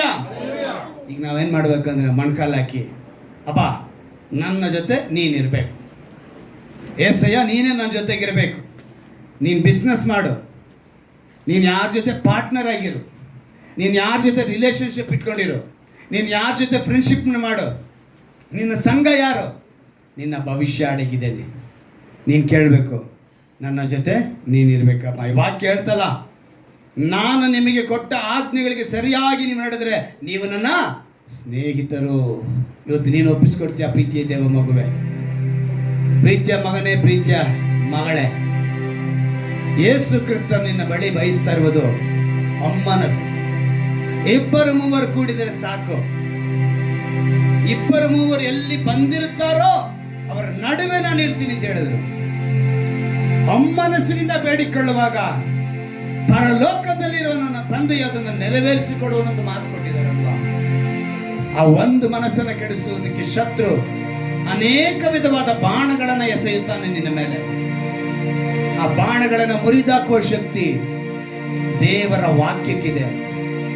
ನೀನು ಆತನ ಆಜ್ಞೆಗಳನ್ನು ಕೈಕೊಂಡು ಸರಿಯಾಗಿ ನಡೆದರೆ ಸಾಕು, ಆತ ನಿನಗೆ ಗುರಾಣಿಯಾಗಿದ್ದೇನೆಂದು ಮಾತು ಕೊಟ್ಟಿದ್ದಾರೆ.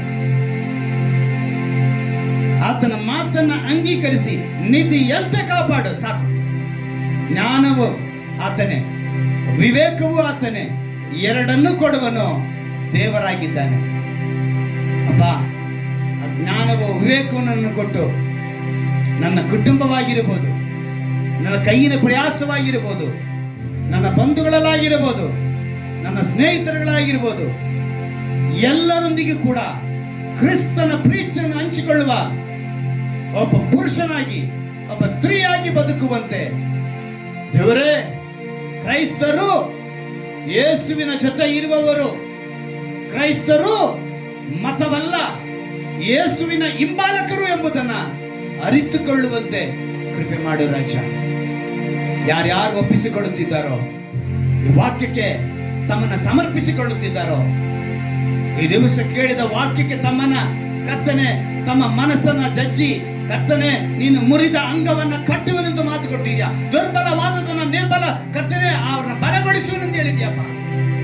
ಓಡಿ ಹೋದುದನ್ನು ಸೇರಿಸುವೆನು, ತಪ್ಪಿ ಹೋದುದನ್ನು ಹುಡುಕಿ ತರುವೆನೆಂದು ಮಾತು ಕೊಟ್ಟಂತೆ ಆ ವಾಗ್ದಾನದಂತೆ ಇವರು ತಪ್ಪಿ ಹೋಗಿದ್ದಂತ ಕ್ರೈಸ್ತರಾಗಿರದೆ ಮಂದೆಯಲ್ಲಿ ಸೇರಿಕೊಂಡವರಾಗಿ, ದುರ್ಬಲವಾದವರು ಕರ್ತನೆ ಬಲವುಳ್ಳವರಾಗಿ, ಮುರಿದ ಅಂಗವಾಗಿರುವಂತಹ ಮುರಿದ ಮನಸ್ಸುಳ್ಳವರಾಗಿ ಇವರೆಲ್ಲರೂ ಕರ್ತನೆ ಕಟ್ಟಲ್ಪಟ್ಟವರಾಗಿ ವಾಕ್ಯದಿಂದ ಕರ್ತನೆ ನಿನ್ನ ಆಜ್ಞೆಗೆ ಸರಿಯಾಗಿ ಕಿವಿಗೊಟ್ಟು ಅದರಿಂದ ಜ್ಞಾನವನ್ನು ಪಡೆದು ಭಯವುಳ್ಳವರಾಗಿ, ಭಯ ಭಕ್ತಿಯಿಂದ ಉಳ್ಳವರಾಗಿ, ಯಥಾರ್ಥರಾಗಿ ನಿನಗಾಗಿ ಬದುಕುವಂತೆ ಇದನ್ನ ನಿಧಿಯಂತೆ ಕಾಪಾಡಿಕೊಳ್ಳುವಂತ ಅನುಮೋದನೆ ನಡೆಸಿ ಬರ್ತಾರೆ.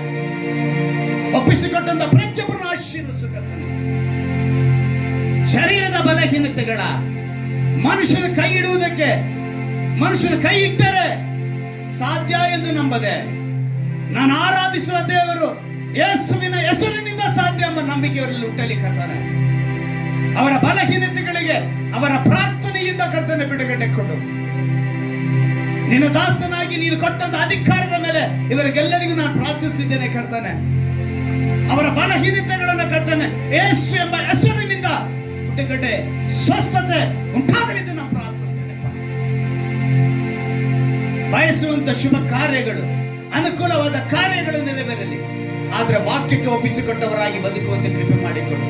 ಆರಾಧನೆಗೆ ಪ್ರಾಮುಖ್ಯತೆ ಕೊಡುವಂತವರಾಗಿ, ಪವಿತ್ರಾತ್ಮನನ್ನು ವಂಚಿಸದಂತೆ ನಿನಗೋಸ್ಕರ ಬದುಕುವಂತೆ ಇವರನ್ನು ನಡೆಸು ಕರ್ತನೆ. ಒಂದು ಭಯ ನಡುಕ ಇವರಲ್ಲಿ ಹುಟ್ಟಲಿ ಕರ್ತನೆ. ಈ ವಾಕ್ಯವನ್ನು ಕೇಳುವಂತ ಯಾರೇ ಆಗಿದ್ದರೂ ಕೂಡ ರಾಜ ಒಪ್ಪಿಸಿಕೊಡುವಂತೆ ಕೃಪೆ ಮಾಡು. ಕರ್ತವ್ಯಕ್ಕಾಗಿ, ಅಭ್ಯಾಸಕ್ಕಾಗಿ ನಿನ್ನನ್ನು ಹುಡುಕದೆ, ಬಿಡುಗಡೆಗಾಗಿ, ಸ್ವಸ್ಥತೆಗಾಗಿ ಮಾತ್ರ ನೀನು ಹುಡುಕದೆ, ಈ ಆಕಾಶವನ್ನು ಭೂಮಿಯನ್ನು ಉಂಟು ಮಾಡಿದ ಸರ್ವಶಕ್ತನು ನನ್ನನ್ನು ರಕ್ಷಿಸುವುದಕ್ಕೋಸ್ಕರ ಈ ಭೂಮಿ ಮೇಲೆ ಮಾನವನ ಅವತಾರವೆತ್ತಿ ನನಗೋಸ್ಕರ 33 ವರ್ಷಗಳ ಕಾಲ ಬದುಕಿ ನನ್ನ ಪಾಪಕ್ಕಾಗಿ ಶಿಲುಬೆ ಮೇಲೆ ಜಡಿಯಲ್ಪಟ್ಟು ಇಂದು ನನಗಾಗಿ ಜೀವಂತವಾಗಿದ್ದು ನನ್ನನ್ನು ನಿತ್ಯ ಜೀವಿಗೆ ನಡೆಸುವಂತ ವಾಕ್ಯವಾದ ಯೇಸು ಎಂಬುದನ್ನು ನಂಬಿಯುವಂತೆ ಕೃಪೆ ಮಾಡು. ಆಶೀರ್ವದಿಸು ಕರ್ತನೆ. ಬಿಡುಗಡೆ ಕೊಡು, ಬಲಪಡಿಸು, ವಾಕ್ಯದಿಂದ ತುಂಬಿಸು. ನಿಮ್ಮ ನಾಮನ ಮಹಿಮೆಪಡಿಸಿಕೊಳ್ಳಿ. ನಮ್ಮ ರಕ್ಷಕನು ವಿಮೋಚಕನಾಗಿರುವ ಯೇಸು ಕ್ರಿಸ್ತನ ನಾಮದಲ್ಲಿ ಪ್ರಾರ್ಥಿಸಿ ಬೇಡುವಂತೆ ನನ್ನ ಜೀವನ ತಂದೆಯೇ. ಹಲ್ಲೆಲೂಯಾ.